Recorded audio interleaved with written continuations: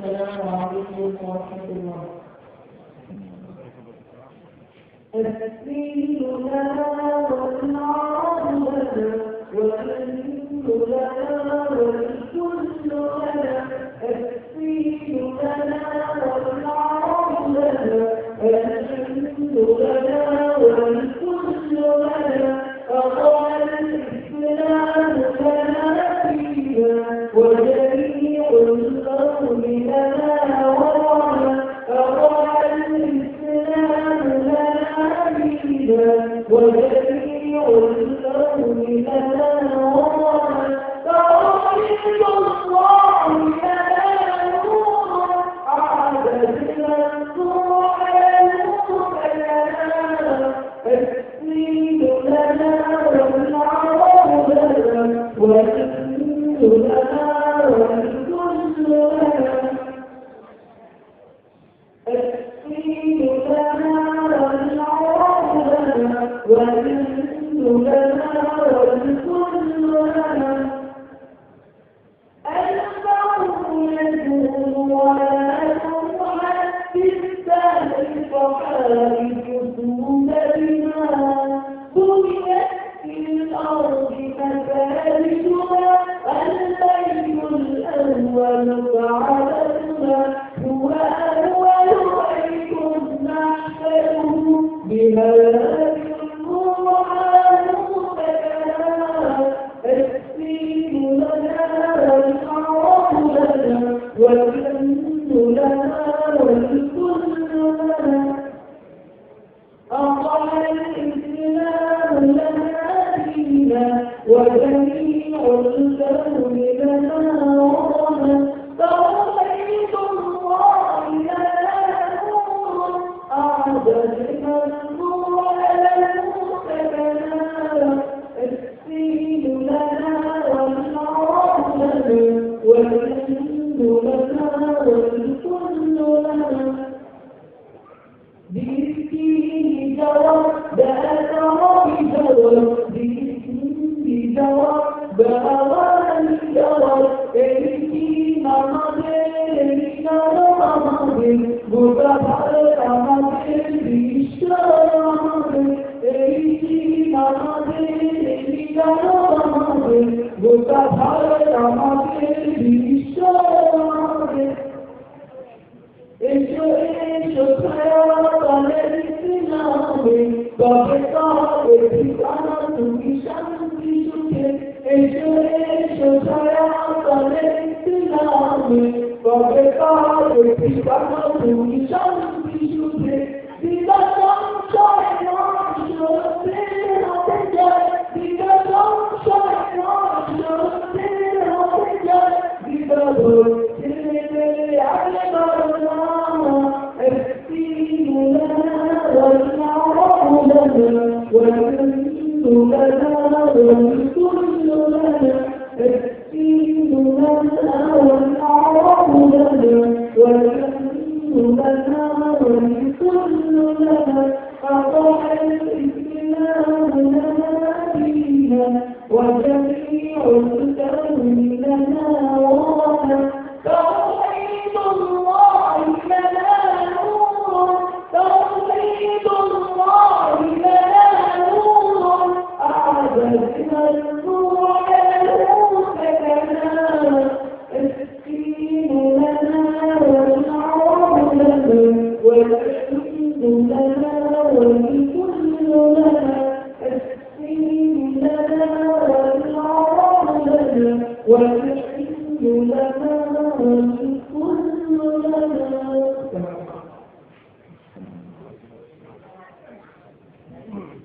مرحبا الله তারপরে এই আমাদের ভারত আমাদের আরো আমাদের আসলে এককে ভারত ভালো হবে না।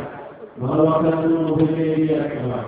আমরা যতই ভক্তি আমাদের আসলে তিনি হবেন না। আমরা ধর্মের কিন্তু নয়, সারা বিশ্বের প্রকৃতি দেখেও আমাদের ইসলামের কথা চলে, ইসলামের সংস্কৃতি চলে, সকলেই জন্য আমরা এক সাথে চলে ইসলামের মানুষকে বসবাস করতে পারে। আল্লাহ সারা বিশ্বের মানুষদেরকে সেই সব অভিজ্ঞতাগুলো আমরা জানাই। সম্মানিত উপস্থিতি, এ পর্যায়ে আপনাদের সামনে গুরুত্বপূর্ণ বয়ান নিয়ে আসছে বিশিষ্ট ইসলামী চিন্তাবিদ সুমধুর কণ্ঠস্বর অনারবর্তী বক্তা জনাব আলহাজ হযরত মাওলানা কামরুল হাসান কারণ সাহেব। জনাব আলহাজ হযরত মাওলানা কামরুল হাসান কারণ সাহেব খতিব নুরানগর মুফতি নুরানগর রাজপুরা ঢাকা। আমি হযরতকে তার গুরুত্বপূর্ণ নসিহত পেশ করার জন্য সবিনয় অনুরোধ করছি।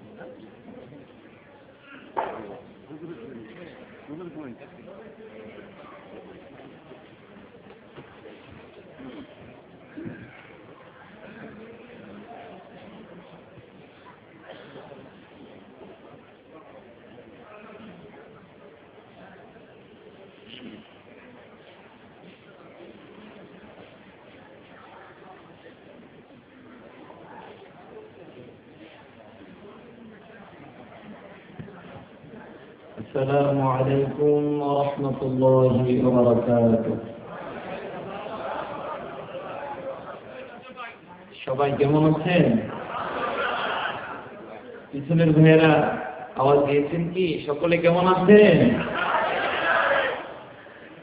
শীত কি বেশি পড়তেছে নাকি একটু, যার কারণে আওয়াজ ক্ষীণ হয়ে আসছে? সকলে ভালো আছে তো? আলহামদুলিল্লাহ। আল্লাহ তাআলা আমাদেরকে ভালো রাখুন, সুস্থ থাকার তৌফিক দান করুন, ঈমান দান করুন, ঈমানের শক্তি সাহস দান করুন। ইন্নাল হামদালিল্লাহি নাহমাদুহু ওয়া নাস্তাঈনুহু ওয়া নাস্তাগফিরুহু ওয়া নু'মিনু বিহি ওয়া নাতাওয়াক্কালু আলাইহি ওয়া ونعوذ بالله من شرور أنفسنا ومن سيئات أعمالنا. من يهد الله فلا مضل له ومن يضلله فلا هادي له.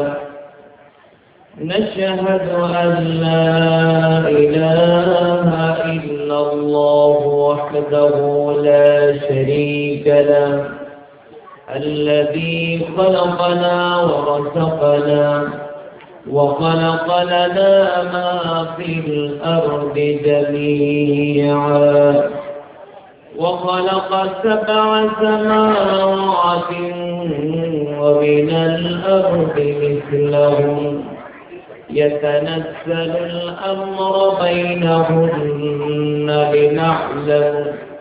لنعلم أنه على كل شيء قدير. ونشهد أن سيدنا وحبيبنا وحبيب قلوبنا وأرواحنا محمد الذي أرسله بالحق بشيرا ونذيرا وداعيا إلى الله بإذنه وسراجا منيرا.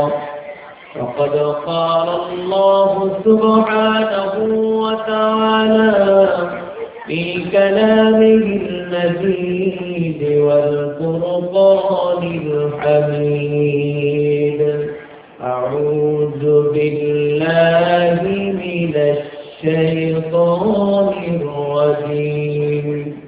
সকলে প্রাণ খুলে মহব্বতের সাথে গলা ছেড়ে দিয়ে আল্লাহ সন্তুষ্টির জন্য পড়ুন আউযু বিল্লাহি মিনাশ শাইতানির রাজীম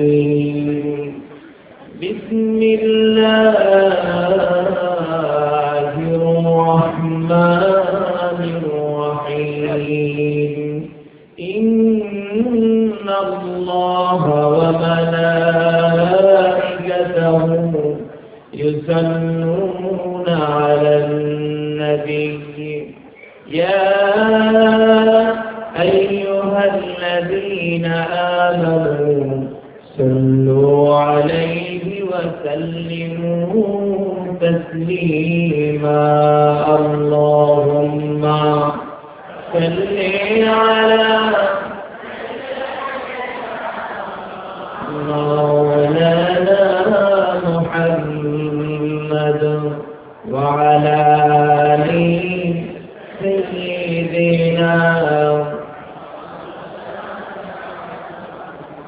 প্রাণ খুলে জবান ছেড়ে পড়ুন আল্লাহুম্মা সাল্লি আলা مولانا محمد وعلى آل سيدنا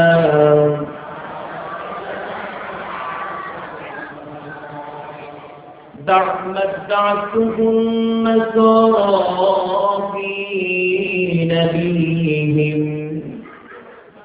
دعتهم النصارى في نبيهم واحكم بما شئت مدحا فيه واحتكمي اللهم صل على مولانا محمد وعلى آل سيدنا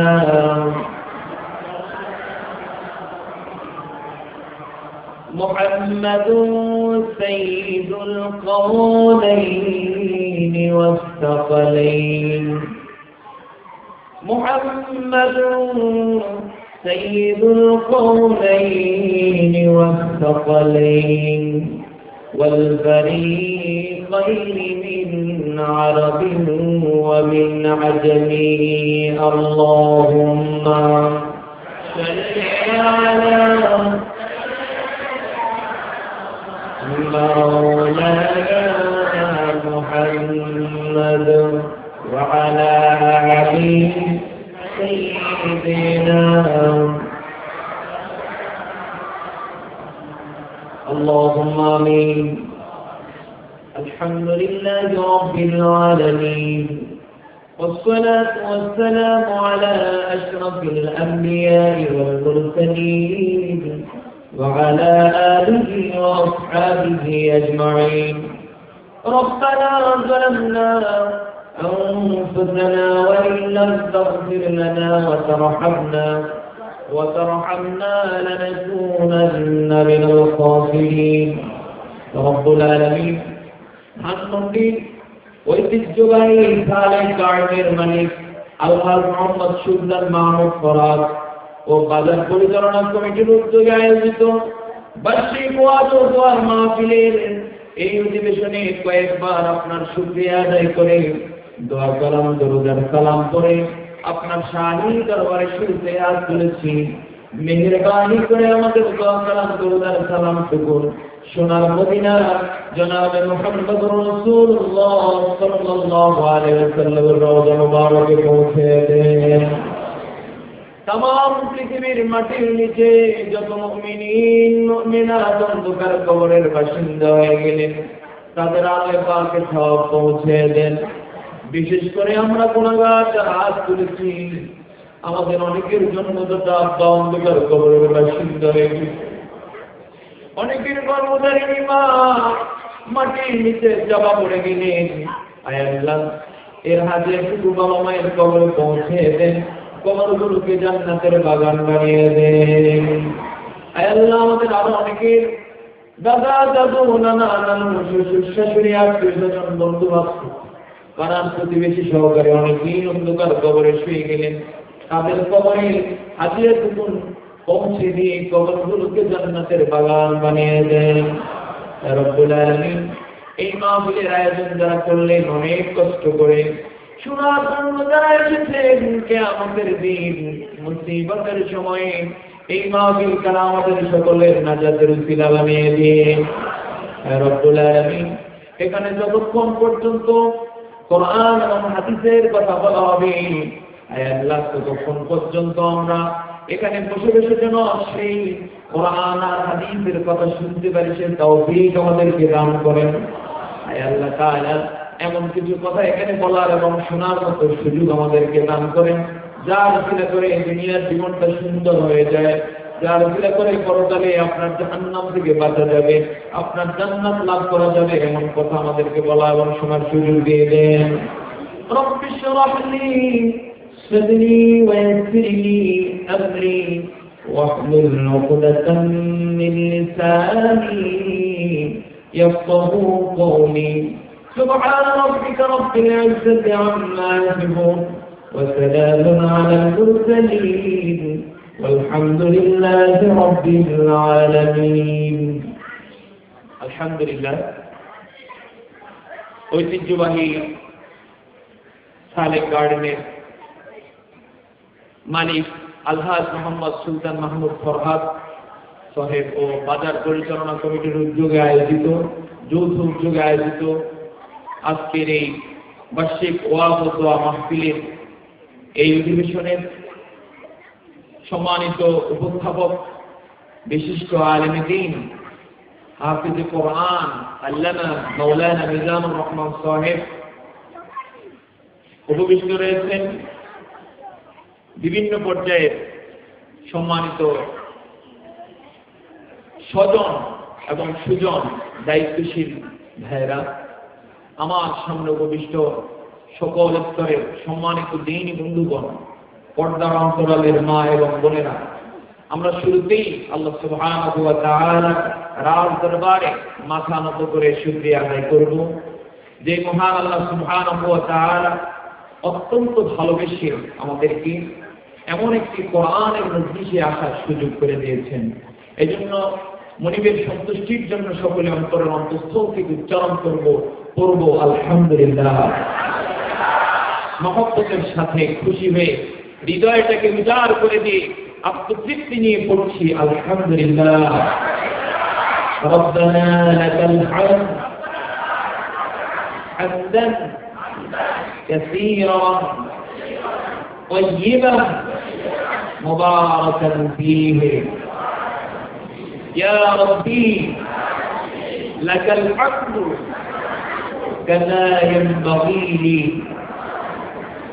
لجلال وجهك وعظيم سلطانك। আমরা হাদিসের পরিভাষা অনুযায়ী আল্লাহ তাআলার শুকরিয়া আদায় করলাম প্রাণ ভরে, আরো একবার করছি আলহামদুলিল্লাহ। আল্লাহ তাআলার আরো শুকরিয়া আদায় করতে হয় এই জন্য, গত শুক্রবারে এতক্ষণের সময় এখন যে ঠান্ডা তার চেয়ে কম ছিল না, বেশি ছিল। আপনাদের মনে আছে কি নেই গত সপ্তাহের কথা? আল্লাহ তাআলা ইচ্ছে করলে এই সপ্তাহের এই সময় তেমন ঠান্ডা রাখতে পারতেন, নাকি পারতেন না? তিনি যে ঠান্ডা না দিয়ে আমাদের উপযোগী ঠান্ডা দিয়ে, অল্প ঠান্ডা দিয়ে তার মাহফিলে আসার সুযোগ করে দিলেন। আপনারা কি খুশি নন? খুশি হয়ে আমরা একবার করি আলহামদুলিল্লাহ। আল্লাহ তাআলা আরো প্রথমে এমন দিয়ে যে আজকে এখানে বসার সুযোগ দিয়েছেন। আমি তার কয়েকটি সংক্ষিপ্ত কথা বলে একটি টার্গেট নির্ধারণ করেছি, সে আলোকে কিছু কথা বলার জন্য মনোনিবেশ করবো ইনশাআল্লাহ। সকলে করি ইনশাআল্লাহ।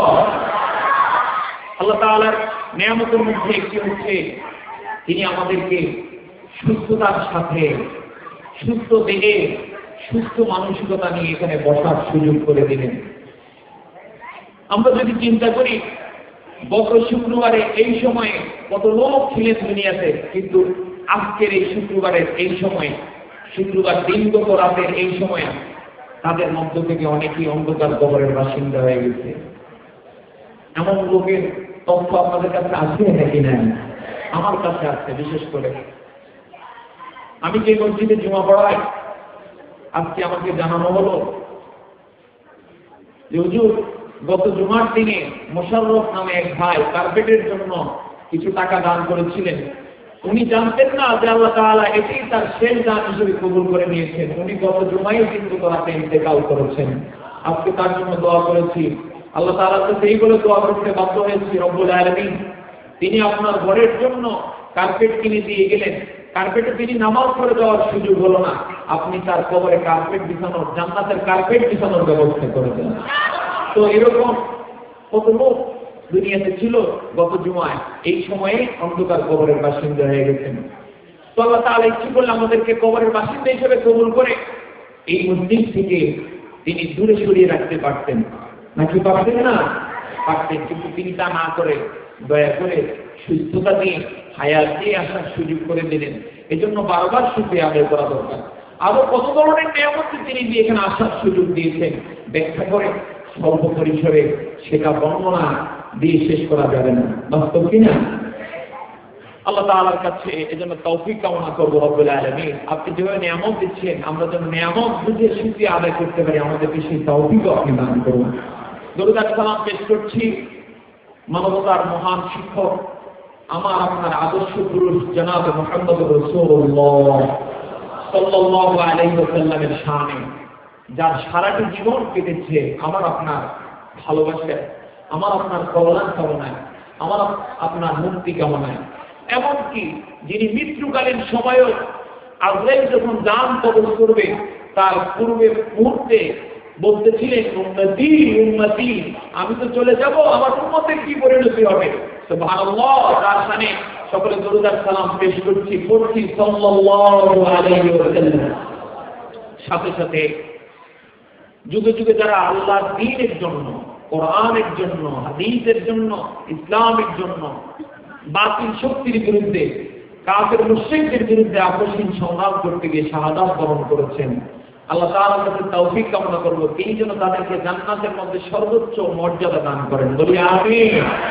বিশেষ করে যার নাম না নিলেই নয়, হযরতে হামজা রাদিয়াল্লাহু তাআলা আনহু, যিনি হচ্ছেন আমিরুশ শুহাদা, নবী সাল্লাল্লাহু আলাইহি ওয়াসাল্লামের প্রিয় চাচা, উহুদের ময়দানে তিনি শাহাদাত বরণ করেছেন এবং তার শাহাদাতকে আল্লাহ তাআলা এত উত্তমভাবে কবুল করেছেন যে তাকে বলা হয় সাইয়্যিদুশ শুহাদা। গোটা বিশ্বে যত শহীদ তাদের সর্দার তিনি। আল্লাহ যেন জান্নাতের মধ্যে তার মাকাম যেখানে রয়েছে তার চেয়েও বাড়িয়ে দেন, সকলে বলি আমিন।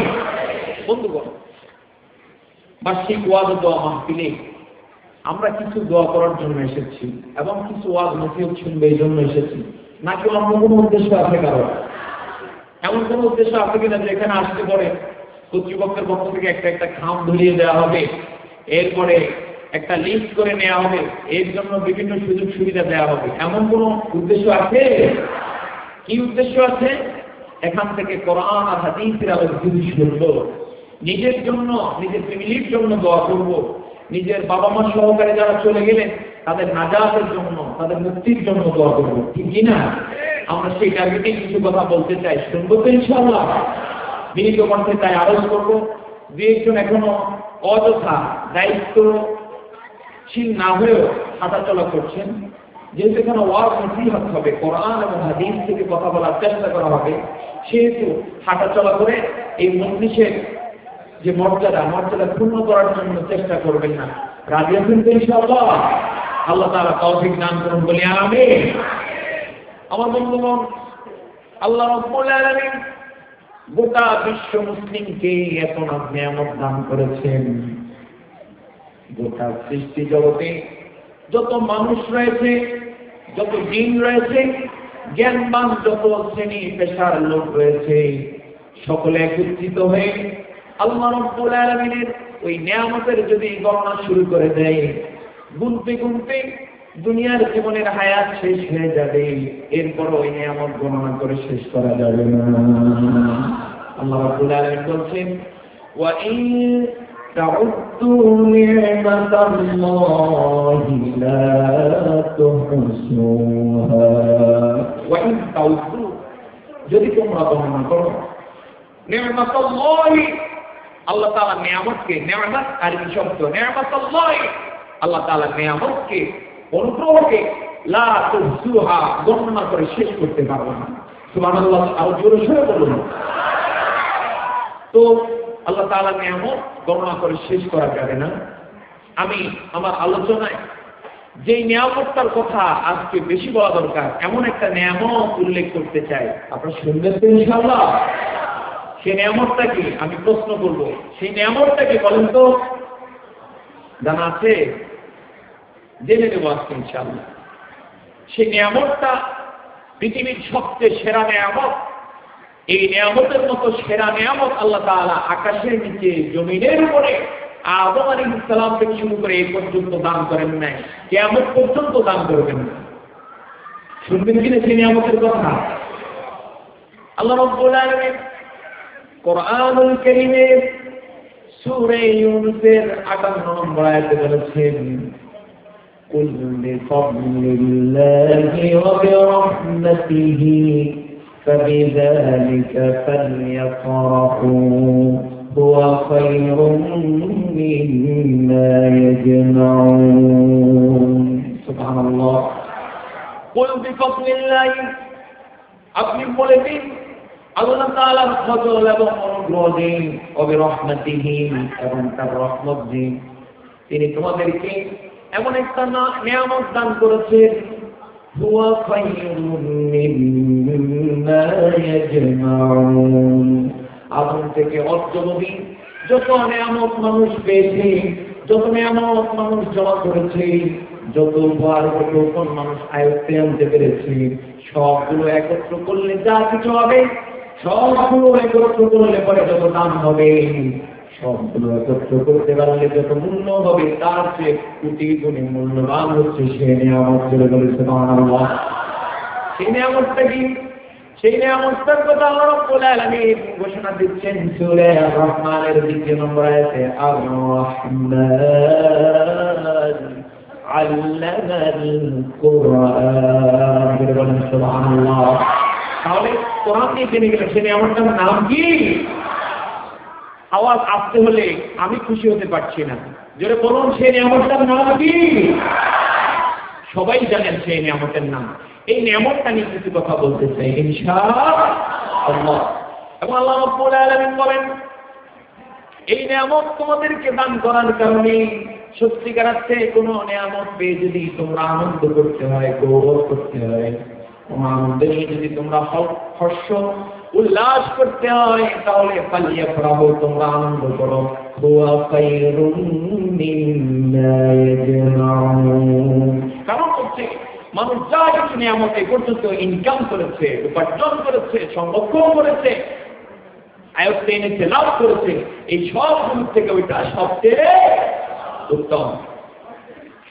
সেই নিয়ামতটা আল্লাহ রাব্বুল আলামিন এমন ভাবে দান করলেন এই নিয়ামতের শুরুতেই সূরা বাকারার প্রথম আয়াতের মধ্যে রব্বুল আলামিন বলেছেন আলিফ লাম মিম যালিকাল কিতাবু লা রাইবা ফীহি হুদাল লিল মুত্তাকিন মুখস্থ আছে কিনা আপনাদের পড়েন তাহলে আলিফ লাম মিম যালিকাল কিতাবু লা রাইবা ফীহি হুদাল লিল মুত্তাকিন আলিফ লাম মিম যালিকাল কিতাব এটা এমন এক কিতাব এটা এমন এক নিয়ামত লা রাইবা ফীহি there is no doubt তাতে বিন্দু মাত্র সন্দেহ হুদাল লিল মুত্তাকিন যেটা মুত্তাকি যারা আল্লাহকে ভয়কারী যারা মুত্তাকি যারা তাদের জন্য পথপ্রদর্শ আবার মুত্তাকি যারা তাদের পরিচয় প্রিয় জামাতা হযরত আলী রাদিয়াল্লাহু তাআলা আনহু দান করেছেন কোরআন হচ্ছে এই নিয়ামত হচ্ছে মুত্তাকিদের পথপ্রদর্শক কিসের পথপ্রদর্শক সেটা যদি প্রশ্ন করেন কোরআন সেটারও জবাব অনেক আগে কথা 1450 বছর আগে দিয়ে রেখেছে কোরআনুল কারীম সূরা ইব্রাহিমের শুরুতে ঘোষণা দিয়ে রেখেছে আলিফ লাম রা কিতাবুন أرسلناه إليك لتخرج الناس من الظلمات إلى النور ألف لام را কিতাব, এটা এমন এক কিতাব তথা এটা এমন এক নূর, এটা এমন এক নিয়ামত আনসাল্লাহু ইলাইকা, যে নিয়ামতটা আমি তোমার প্রতি নাযিল করেছি, যে নিয়ামতটা আমি তোমাকে দান করেছি, লিতুখরিজান নাসা মিনাজ যুলুমাতি ইলান নূর, যে নিয়ামত দিয়ে যেন, এই নিয়ামত দিয়ে যেন তুমি মানুষকে অন্ধকার থেকে আলোতে নিয়ে আসতে পারো, এই নিয়ামত দিয়ে যেন তুমি মানুষকে জাহান্নামের পথ থেকে বের করে জান্নাতের রাজপথ ধরে দিতে পারো। সুবহানাল্লাহর আওয়াজ আসতে যাচ্ছে, মনে হচ্ছে বুঝে আসছে না? সুবহানাল্লাহ, বলে বলেন না সুবহানাল্লাহ, লিল্লাহি তাকবীর, আল্লাহু আকবার, নারে তাকবীর, আল্লাহু আকবার, সুবহানাল্লাহ। কি বড় নিয়ামত আল্লাহ সুবহানাহু ওয়া তাআলা এই কোরআন এত বড় নিয়ামত হিসেবে দান করেছেন। আমি যদি প্রশ্ন করি এই কোরআনুল কারীম এটা কার কালাম, জবাব কি দিবেন আপনারা? আল্লাহ, এই কথাটা এত আসতে বললে তো হক আদায় হবে বলে আমি মনে করছি না। আল্লাহ যে সুন্দর কণ্ঠ দিয়েছেন আমাদের, যে সুন্দর শক্তি সামর্থ্য দান করেছেন, সেটা দিয়ে আল্লাহ যদি বলতে হয় আরো জোরে বলা উচিত। জোরে বলেন না, কোরআন কার কালাম? আল্লাহর কালাম। কালাম শব্দের অর্থ কি জানি আমরা? কালাম শব্দের অর্থ হচ্ছে কথা, আল্লাহর কথা। সূরা ফাতিহা থেকে শুরু করে সূরা নাস পর্যন্ত যতখানি আয়াত রয়েছে সব কথানি আয়াত সরাসরি আল্লাহ তাআলার কালাম। সুবহানাল্লাহ, আল্লাহ তাআলার কথা। তো আমার বন্ধুগণ, আল্লাহ রাব্বুল আলামিন এই কোরআন দান করেছেন মুত্তাকিদেরকে পথ দেখিয়ে দেওয়ার জন্য, জাহান্নামের পথ থেকে তাদেরকে সেভ করে, সেফটি দিয়ে সোজা জান্নাতের যে রাজপথ রয়েছে এই রাজপথ দেখানোর জন্য কোরআন নাযিল হয়েছে। আর যারা এই কোরআনের রাজপথ অনুসরণ করবেন তাদেরকে মুত্তাকি বলা হয়েছে, যার কারণে রব্বুল আলামিন সূরা বাকারার মধ্যে বললেন হুদাল লিল মুত্তাকিন। হুদাল লিল মুত্তাকিন, মুত্তাকির পরিচয় সম্পর্কে আপনারা আগে শুনে থাকবেন। আমি একটা ব্যাখ্যা করব যেটা আলী রাদিয়াল্লাহু তাআলা আনহু করেছেন, সেই ব্যাখ্যাটা করি। কোরআন সম্পর্কে ধারাবাহিক কিছু কথা যেগুলো জানা আর কিছু কথা যেটা অজানা, এই কথাগুলো বলবো, আপনারা শুনবেন তো? আর আমি আজকে চিন্তা করলাম এত সুন্দর অনুষ্ঠান এবং এত সুন্দর সুন্দর মানুষগুলোর সামনে কিছু সুন্দর কথা বলা দরকার, কিছু সুন্দর নিয়ামতের কথা বলা দরকার। এই বিষয়টা মাথায় আসার কারণে সেরা নিয়ামত নিয়ে কথা বলতে চাই। আপনারা এতে অংশগ্রহণ করবেন তো ইনশাআল্লাহ?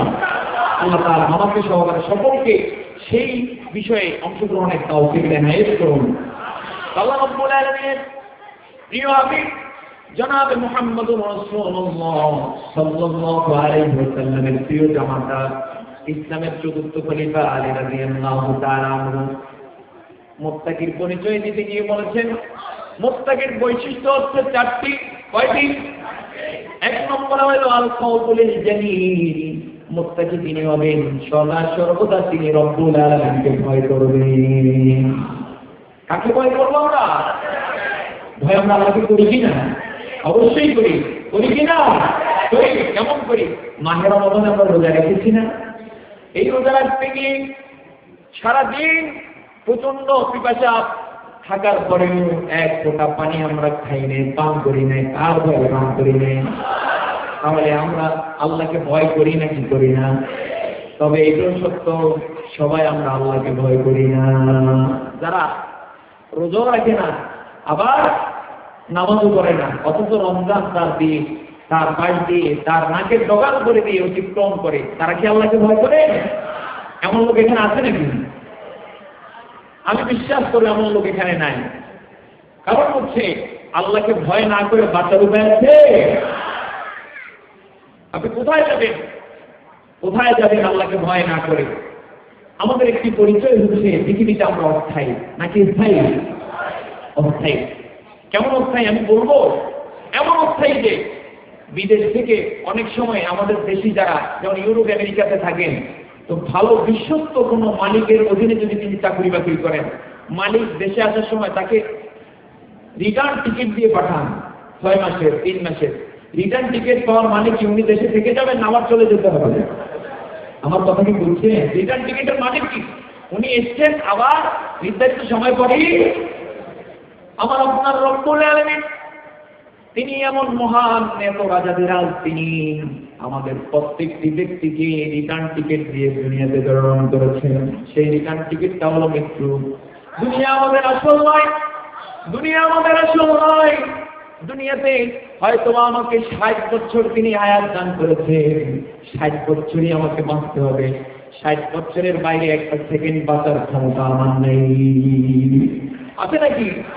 সেটাও আল্লাহ বলেন কোরআনুল কারীমের সূরা মুনাফিকুনের শেষের দিকে ঘোষণা করেছেন, ইয়া আইয়ুহাল্লাযীনা আমানু আনফিকু মিম্মা রাযাকনাকুম মিন ক্বাবলি আন ইয়াতিয়া আহাদাকুমুল মাউত ফায়াকুলা রাব্বী لولا أخرتني إلى أجل قريب فأصدق وأكن من الصالحين ولن يؤخر الله نفسا إذا جاء أجلها والله خبير بما تعملون. سبحان الله. আমার আপনার রব রিটার্ন টিকেটের মালিক আল্লাহ সুবহানাহু ওয়া তাআলা বলছেন, ও নেককারেরা, ও ইমানদাররা, আমি তোমাদেরকে যে রিজিক দান করেছি তার থেকে আমার পক্ষে তোমার হায়াতি জিন্দেগিতে ব্যয় করতে থাকো। মিন ক্বাবলি আন ইয়াতিয়া আহাদাকুমুল মাউত, দুনিয়ার ভিসা শেষ হয়ে যাওয়ার আগে, দুনিয়ার ভিসার মেয়াদ শেষ হয়ে যাওয়ার আগে তথা মৃত্যু বরণ করার পূর্বে। কারণ কি? ফায়াকুলা রাব্বি লাউলা আখরতানি ইলা আজালিন করিব ফাআসাদ্দাক ওয়া আকুন মিনাস সালিহিন। কারণ হচ্ছে আমি তো মূল মালিক, আমি তোমার মালিক। রিটার্ন ভিসা দিয়ে, রিটার্ন পাসপোর্ট দিয়ে অথবা রিটার্ন টিকিট দিয়ে দুনিয়াতে তোমাকে প্রেরণ করেছি। আমি জানি তোমার হায়াত কতদিন, তোমার হায়াত যখন শেষ হয়ে যাবে, কিন্তু মৃত্যুর জন্য যদি পরিপূর্ণ প্রস্তুতি গ্রহণ করতে না পারো, মৃত্যু যন্ত্রণা শুরু হয়ে যাওয়ার সাথে সাথেই তোমার মনে পড়ে যাবে দুনিয়াতে কত অপকর্ম করেছো, মনে পড়ে যাবে এই অপকর্ম দিয়ে তুমি জান্নাত পাবে না। এই কারণে মৃত্যুকালীন সময়ে আমার কাছে তুমি ফরিয়াদ করবে এই কথা বলে, ফায়াকুলা রাব্বি, ও আমার রব, লাউলা আখরতানি ইলা আজালিন করিব, আমাকে আপনি আর সামান্য একটু অবকাশ দেন, সামান্য কয়েকদিনের হায়াত দেন। যদি হায়াত দেন আমি তওবা করব, যদি হায়াত দেন আমি আপনার মধ্যে সব কিছু বের করে দেব, যদি আমাকে সুযোগ দেন পরিপূর্ণভাবে আপনাকে ভয় করব, যদি সুযোগ দেন একটা রমজান যদি পরবর্তীতে হায়াত পাই পুরা রমজানে রোজা রাখবো, সারাদিন নফল ইবাদত করব, সব ভালো কাজগুলো করতে চেষ্টা করব, দুনিয়ার লোভে পড়ে যা অপকর্ম করেছি সব ছেড়ে দেব। কিন্তু রব্বুল আলামিন বলেন মৃত্যু যখন এসে যায়, ইযা জাআ আজালুহা লা ইস্তাখিরুনা সাআতান ওয়া লা ইস্তাকদিমুন।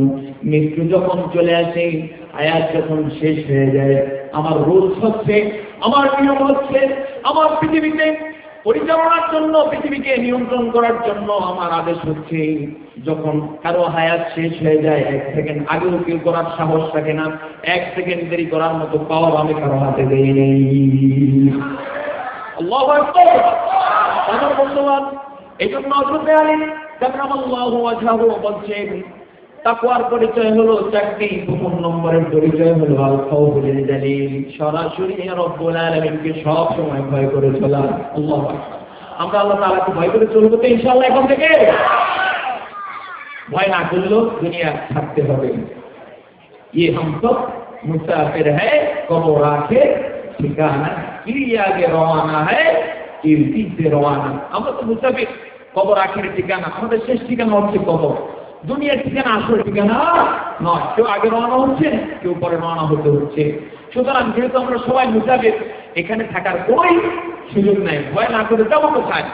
আল্লাহ রাব্বুল আলামিন সূরা আর-রহমানের মধ্যে যারা আল্লাহকে ভয় করে চলে না, তাকে যথাযথ ভয় করে দুনিয়ার জীবন পরিচালনা করেন না, তাদেরকে উদ্দেশ্য করে বলেছেন, ইয়া মা'শারাল জিন্নি ওয়াল ইনসি ইন ইসতাতা'তুম আন তানফুযু বিল আকতারিস সামাওয়াতি ওয়াল আরদ فانفذوا لا تنفذون إلا بسلطان فبأي آلاء ربكما تكذبان আল্লাহ তাআলা বর্ণনা ভঙ্গি কত সুস্পষ্ট, কত বলিষ্ঠ। তিনি বলছেন, ইয়া মাশারাল জিন্নি ওয়াল ইনস, হে জিন আর মানুষের লিডারেরা, যারা বড় বড় কথা বলো, হে জিন আর মানুষের লিডারেরা, যারা বড় বড় দায়িত্ব পালন করো, তোমরা যদি আমাকে ভয় না করে দুনিয়ার জীবনে থাকতে চাও, তাহলে যদি তুমি সক্ষম হও, ফানফুযু লা তানফুযুনা ইল্লা বিসুলতান, তাহলে আমার আকাশ আর জমিন যে রয়েছে, আকাশ আর জমিনের সীমানা পার হয়ে অন্য কোথাও চলে যাও। তখন শুধু পারবে বলেন আছে কিনা? আল্লাহকে ভয় করলাম না, দুনিয়াতে যা ইচ্ছা তা করলাম, হাং করেঙ্গে তাং করেঙ্গে। এরপরে দুনিয়া মে মজা লেলো, দুনিয়া তুমহারি হ্যায়, এই জাতীয় গান বাদ্য বলে দুনিয়ার সময় পার করে দিলাম। সময় পার করে দেওয়ার পরে যাইতে হবে কার কাছে? কিভাবে যাইতে হবে চিন্তা করেছেন? কবরের মধ্য দিয়ে। সেক্ষেত্রে প্রশ্ন করতে পারেন, হুজুর সবার তো কবর হয় না। যেমন ভিআইপি যারা, ওনার কবর সাপোজ বিমান অ্যাক্সিডেন্টে ইটারে হয়ে গেল মহাশূন্যের মধ্যে 40,000 কিলোমিটার উপরে বা 40,000 ফিট উপরে, সেখানে বিমান অ্যাক্সিডেন্ট করলো। মালয়েশিয়ার সেই গত না তার আগে বছরে বিমানের মধ্যে হারিয়ে গেল, মহাশূন্যের মধ্যে হারিয়ে যাওয়ার পরে ওনার জীবনটা শেষ হয়ে গেল মহাশূন্যের মধ্যে। এখন তার কবর কই? আল্লাহ রাব্বুল আলামিনের রাসূল সেটাও স্পষ্ট করে দিয়েছেন, কেউ যদি মাছের পেটের মধ্যে হজম হয়ে যায়, মাছের পেটে তার কবর হয়ে যাবে। অনুরূপভাবে কেউ যদি ইথারে হারিয়ে যায়, ইথারেই তার কবর হয়ে যাবে। এভাবে করে করে তার লাশ পাওয়া যাক আর না পাওয়া যাক, যেখানেই তার অস্তিত্ব বিলীন হয়ে যাবে সেটাই তার কবর। তার মানে হলো দুনিয়াতে কারোই কোনো ধরনের থাকার সুযোগ নেই। কথা ঠিক না? কোনো সুযোগ নাই। সুতরাং বন্ধু, কিসের জন্য রব্বুল আলামিনকে তুমি ভয় করো না? হয়তো তোমাকে করতেই হবে, তবে আল্লাহ তাআলা জানেন কিছু করা পাবলিক আছে, আল্লাহ তাআলা জানেন কিছু খারাপ করা লোক আছে। অসংখ্যবার অগণিতবার যদি তাদেরকে মাথায় হাত বুলিয়ে বুলিয়ে বোঝানো হয়, এরপরও তারা বুঝবে না। যেন রব্বুল আলামিন এজন্য সেই লোকগুলোকে বলছেন, সেই জিন জাতিকে বলছেন, জিন আর মানব উভয় জাতিকে লক্ষ্য করে বলছেন, ইয়া মা'শারাল জিন্নি ওয়াল ইনসি, হে জিন আর মানব জাতি, হে জিন আর মানব জাতির লিডারেরা, হে জিন আর মানব জাতির দায়িত্বশীলেরা, যদি তোমরা সক্ষম হও আমার আদেশ পালন না করে, আমাকে ভয় না করে দুনিয়ার সীমানা পার হয়ে চলে যেতে, তাহলে চলে যাও। কবির ভাষায়, মরণ থেকে যত পালাও মরণ তোমায় লইবে ঘিরি, যদিও শুধু আকাশ পানে লুকাও সেথা লাগিয়েছি। মরণ থেকে যত পালাও মরণ তোমায় লইবে ঘিরি, যদিও শুধু আকাশ পানে লুকাও সেথা লাগিয়েছি। আকাশ পর্যন্তই তুমি পালাবা বন্ধু, আপনি আকাশ পর্যন্তই পালাবেন আল্লাহকে যদি ভয় না করেন। আর আপনার এত ক্ষমতাই যদি থাকে, আপনার এত টেকনিকই যদি জানা থাকে, আকাশ পর্যন্তই পালাবেন, কিন্তু পালায়া যাবেন কোথায়? ওখানে আল্লাহ তাআলার ফেরেশতা না আছেন নাকি? আছেন নাকি নাই? যেমন হযরত ইদ্রিস আলাইহিস সালাম আজরাইলের সাথে দুস্তি করেছিলেন। দুস্তি করার পরে একবার আজরাইলকে বললেন যে আমি একটু আপনার সাথে ঊর্ধ্ব জগৎ দেখতে চাই। আরেক বর্ণনায় এসেছে তিনি দুস্তি করেছিলেন জিবরাইলের সাথে। একদিন বলে বসলেন, ভাই জিবরাইল, তোমাকে তো আল্লাহ 600 টাকা দান করেছে, আমাকে যদি একটু ঊর্ধ্ব জগতের দুই একটা আকাশ ঘুরে দেখাতাম। হযরত জিবরাইল আলাইহিস সালাম তাকে বললেন ঠিক আছে চলো। একদিন সত্যি সত্যি প্রথম, দ্বিতীয়, তৃতীয়, চতুর্থ আসমান দেখালেন। চতুর্থ আসমানে পৌঁছার পরে হযরত আজরাইলের কাছে রব্বুল আলামিন টিকিট ধরাইয়া দিলেন যে আমার বন্ধু ইদ্রিসের টিকিটের মেয়াদ শেষ হয়ে গেছে, তার তো রিটার্ন করতে হবে। হযরত আজরাইল আলাইহিস সালাম দেখলেন ওই টিকিটের নিচে লেখা রয়েছে তার জান কবজ হবে চতুর্থ আসমানে। হযরত আজরাইল অবাক হয়ে গেলেন, আমাকে এখন দেওয়া হলো নির্দেশ, তিনি তো রয়েছেন পৃথিবীতে, আমি মুহূর্তের মধ্যে কিভাবে তাকে চতুর্থ আসমানে আনবো, কিভাবে আবার চতুর্থ আসমানে এসে জান কবজ করবো। চতুর্থ আসমানে উঠে জান কবজ করা তো সময় সাপেক্ষ হয়ে যেতে পারে, কিন্তু রব্বুল আলামিনের কোন নির্দেশের হেরফের হয় না, এটা আজরাইল ভালো করে জানেন। তিনি নির্ধারিত সময়ে চতুর্থ আসমানে এসেছেন, যেখানে জান কবজ করার কথা সেখানে এসে দেখে জিবরাইল আলাইহিস সালামের সাথে ইদ্রিস আলাইহিস সালাম বসা আছেন। জোরে বলি সুবহানাল্লাহ। قل إن الموت الذي تفرون منه فإنه ملاقيكم ثم تردون إلى عالم الغيب والشهادة فينبئكم بما كنتم تعملون. الله تعالى ভয়ঙ্কর কথা। আল্লাহ তাআলা বলছেন কুল, তুমি বলে দাও, ইন্নাল মাউতাল্লাযী তাফিরুনা মিনহু, তোমরা তো মৃত্যু থেকে প্রতিদিন পালাও। যারা বন্ধু আল্লাহকে ভয় করে না, মৃত্যু থেকে প্রতিদিন যেন পালিয়ে যায়, কিন্তু আসলে যারা মৃত্যু থেকে পালাতে পারে না, প্রতিদিন তাদের একদিন করে কবরের দিকে রওনা। কথা ঠিক কিনা? আমাদের যাদের সাপোজ আমার বয়স যদি আল্লাহ 50 লিখে রাখে, এখন যা শেষ হয়ে গেল, শেষ হওয়ার কারণে কবরের কাছাকাছি হলাম না, দূরে চলে গেলাম। আপনার বয়স যদি বন্ধু 40 হয়ে থাকে, 50 বছর যদি আয়াত থাকে, মাত্র কবরের জিন্দেগি 10 বছর বাকি আছে। আবার এমন হতে পারে আল্লাহ রাব্বুল আলামিন হয়তো আগামী সপ্তাহে মউত রেখেছে, কাফনের কাপড় বাজারে চলে এসেছে, বন্ধু আমি আপনি জানি না। রব্বুল আলামিন কাছে বলি, আসসালামু রব্বুল আলামিন, তুমি যেভাবে আমাদেরকে দুনিয়াতে রিটার্ন টিকিট দিয়ে পাঠিয়েছো, এটার মূল্যায়ন বুঝে দুনিয়াতে ভালো কাজ করার তৌফিক আমাদেরকে দিয়ে দাও। বলে আমিন। আল্লাহ বলছেন ইন্নাল মাউতাল্লাযী তাফিরুনা মিনহু ফাইন্নাহু মুলাকীকুম, তোমরা যদি মউত থেকে পালিয়ে যাও, মউতের দায়িত্ব হচ্ছে তোমার পিছনে পিছনে যাওয়া। যেমনভাবে ছোট্ট বাচ্চারা বাবা এবং মা ছাড়া থাকতে পারে না, বাবা অফিসে যাবে, সকালবেলা ছেলে বায়না ধরেছে আব্বু তোমার সাথে যাব, এই কথা বলে সন্তান বাবার হাত ছাড়ে না। কোনো মতে যদি ছুটিয়ে চলে যায়, দেখা যাবে যদি কোনো মতে বাচ্চাটা সুযোগ পায় বাবার পিছনে পিছনে যেতে থাকে, রেখে যাওয়া যায় না। কিন্তু এক পর্যায়ে সন্তানকে বুঝ দিয়ে চলে যাওয়া যায়। আল্লাহ তাআলার পক্ষ থেকে যে মৃত্যু নির্ধারণ করা আছে, এই মৃত্যুকে কোনো ধরনের দুঃসুখ দিয়ে চলে যাওয়া যাবে না। ইন্নাহু মুলাকীকুম, মৃত্যুর পরিচয় হলো যার জন্য যেটা বরাদ্দ তার সামনে সে যথাসময়ে হাজির হয়ে যাবে। সুম্মা তুরাদ্দুনা ইলা আলিমিল গায়বি ওয়াশ শাহাদাতি ফায়ুনাব্বিউকুম বিমা কুনতুম তা'মালুন। তবে মৃত্যু যেহেতু আসবে, ভয়ের কোনো কারণ নাই।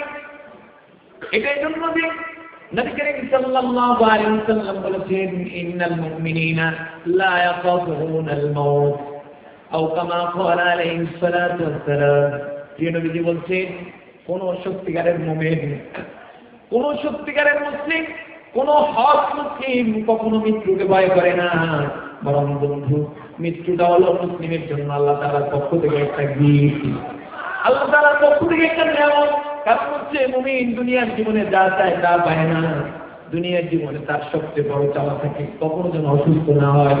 দুনিয়ার জীবনে সবচেয়ে বড় চাওয়া থাকে তার হায়াত যেন আল্লাহ তাআলা বাড়িয়ে দেয়।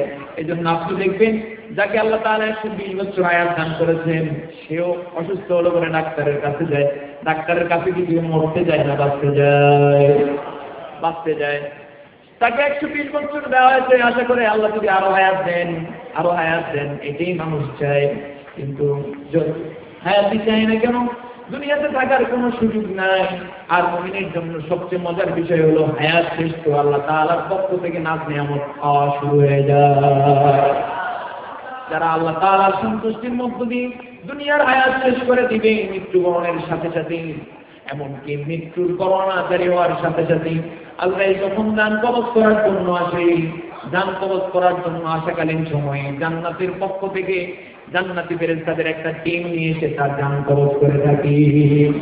সেটা রব্বুল আলামিন কোরআন কারীমের সূরা ফাজরের মধ্যে কি চমৎকার ভাবে তুলে ধরেছেন। ইয়া আইয়াতুহান নাফসুল মুতমাইন্না ইরজিই ইলা রাব্বিকি রাদিয়াতান মারদিয়া ফাদখুলি ফি ইবাদি ওয়াদখুলি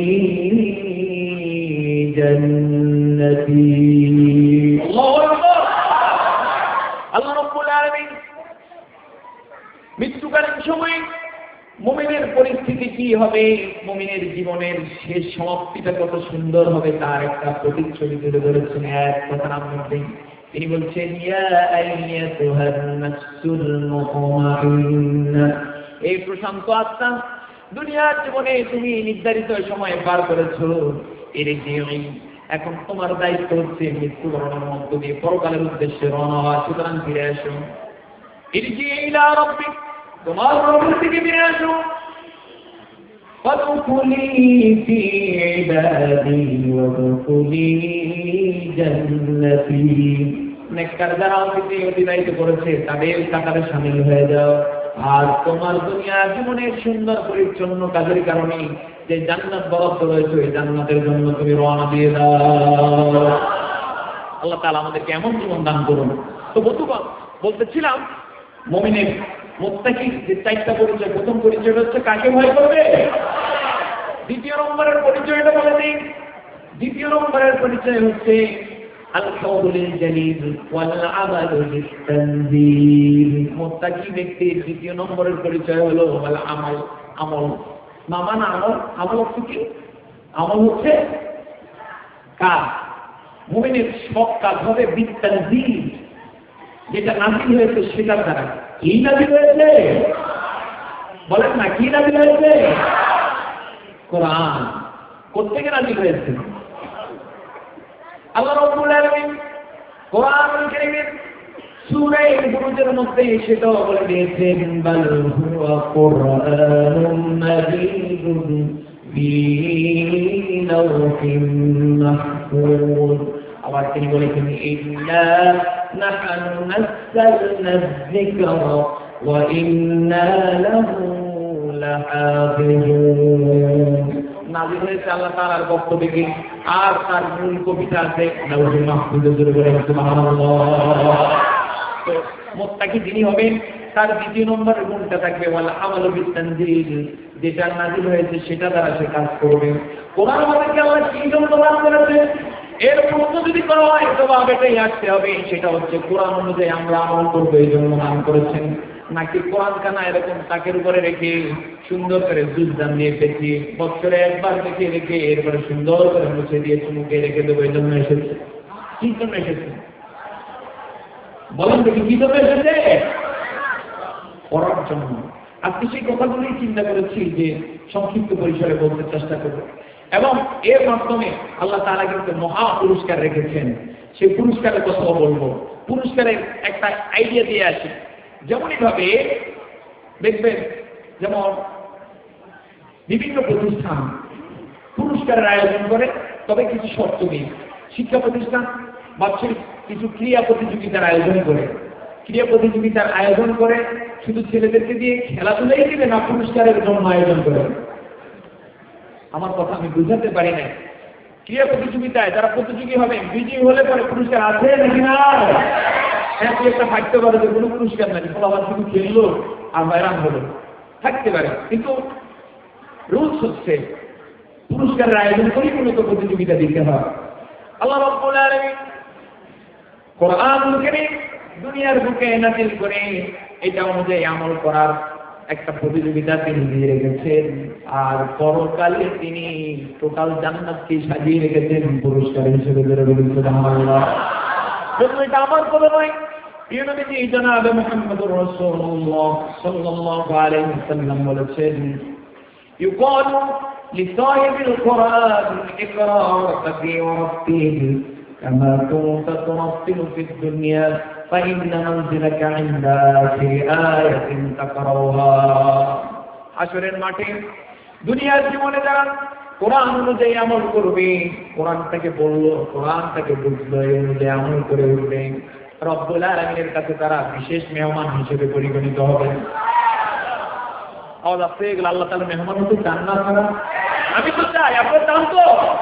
কারা কারা চান? দুহাত তুলে আল্লাহ তাআলাকে দেখেন।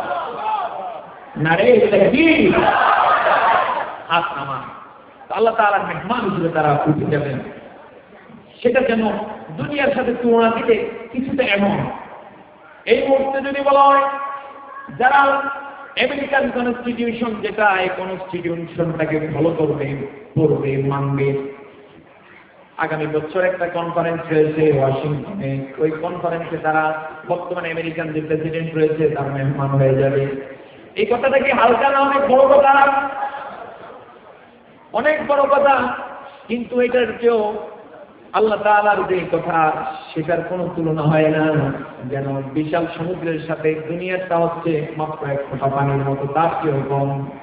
কাল হাশরের মাঠে যেদিন গোটা পৃথিবীর শুরু থেকে শেষ অবধি যত মানুষ ছিল, যত রাজা বাদশা ছিলেন, গোটা পৃথিবীতে যত আয়োজন ছিল, সবগুলো একত্রিত করা হবে। সবগুলো একত্রিত যেদিন করা হবে, সেদিন কোরআন দুনিয়াতে যারা পড়েছিল, সে অনুযায়ী যারা আমল করেছিল, তারা সরাসরি রব্বুল আলামিনের মেহমান হিসেবে উঠে যাবে। মেহমান হিসেবে উঠে যাওয়ার পরে এটা তো একটা যৌক্তিক কথা যে তারপরের কাজ কি?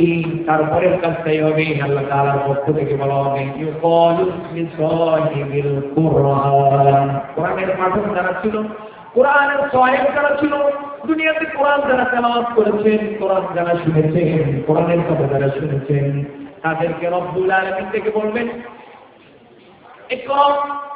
আজকের হাশরের মাঠে দুনিয়াতে যেভাবে তুমি কোরআন পড়তে, কোরআন তেলাওয়াত করতে, আজকেও তুমি হাশরের মাঠে কোরআন তেলাওয়াত করো। কেন তেলাওয়াত করবে? অর্থাৎ অর্থের তুমি একটা একটা করে আয়াত তেলাওয়াত করবে, আর জান্নাতের যে বিশাল টাওয়ার তুমি দেখতে পাচ্ছ, এই টাওয়ারের একটা একটা করে ফ্লোরের উপরে তুমি আরোহণ করতে থাকো। ইন্না মানজিলাকা ইনদা আখিরি আয়াতিন তাকরাউহা। কারণ হচ্ছে আজকে তোমার তেলাওয়াত যে পর্যন্ত চলবে, কেউ হয়তো সূরা ফাতিহার হাফেজ, সূরা ফাতিহা এসে জানতো সেখানে 60টি আয়াত সে পড়েছে, কেউ হয়তো 30 পারা জানতো, কেউ হয়তো 29 পারা জানতো, কেউ হয়তো 6666 আয়াত হিফজ করেছে বা মুখস্থ করেছে, বা মুখস্থ করার সুযোগ হয় না, তবে সুন্দর করে পড়েছে, আমল করেছে।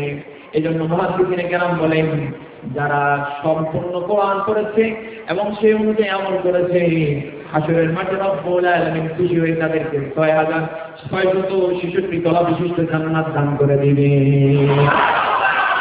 সুবহানাল্লাহ, সুবহানাল্লাহ। এই হচ্ছে পুরস্কার। সেই জান্নাতের কিছু কথা বলতে চেষ্টা করব। তো সম্মানিত বন্ধুগণ, এই কোরআনুল কারীম হচ্ছে এমন কোরআন যাতে বিন্দুমাত্র সন্দেহ নেই। তাদের জন্য পথপ্রদর্শক, মুত্তাকিদের জন্য পথপ্রদর্শক। মুত্তাকিদের কয়টা পরিচয় দিলাম মাত্র? দুইটা। 2 নম্বর হচ্ছে বলে আমালু বিত তানজিল, কোরআন অনুযায়ী আমল করবে। আমরা কোরআন অনুযায়ী আমল করবো তো? করা উচিত। জীবনে তো অনেক ওয়াজ শুনলাম, জীবনে অনেক ভালো ভালো কথা শুনলাম, হয়তো অনেক কিছু ছেড়ে দিয়েছি। জীবনের এই পর্যায়ে এসে আমি আপনাদের কাছে আরজ করব যে একটু চিন্তা করুন, দুনিয়াতে আর কতদিন রয়েছে। আপনি এখান থেকে যাওয়ার পরে খুব ভাবুন যে দুনিয়াতে আর কতদিন থাকতেছে। সেক্ষেত্রে আপনি যদি মনে করেন বা যদি নিশ্চয়তা আপনি পেয়ে থাকেন যে আমি মরবো না, যেমন আবে হায়াত, যেটা হায়াতের পানি, যেটা বর্ণনা বিভিন্ন জায়গায় পাওয়া যায়, সে হায়াতের পানি যদি আপনি পেয়ে থাকেন অর্থাৎ মরবেন না, তাহলে এক্সেপশনাল, সেটা আলাদা। সেটা যদি হয় তাহলে আপনার কথা বাদ দিলাম। এখানে আমরা অন্য যারা রয়েছি আমাদেরকে তো মরতেই হবে। মরতে হবে কিনা? পৃথিবী আমার আসল ঠিকানা নয়, আমাকে মরতেই হবে। সুতরাং মরতে যেতে হবে, মৃত্যুর জন্য প্রস্তুতি গ্রহণ করবে, এটাই তো জ্ঞানী লোকের কাজ।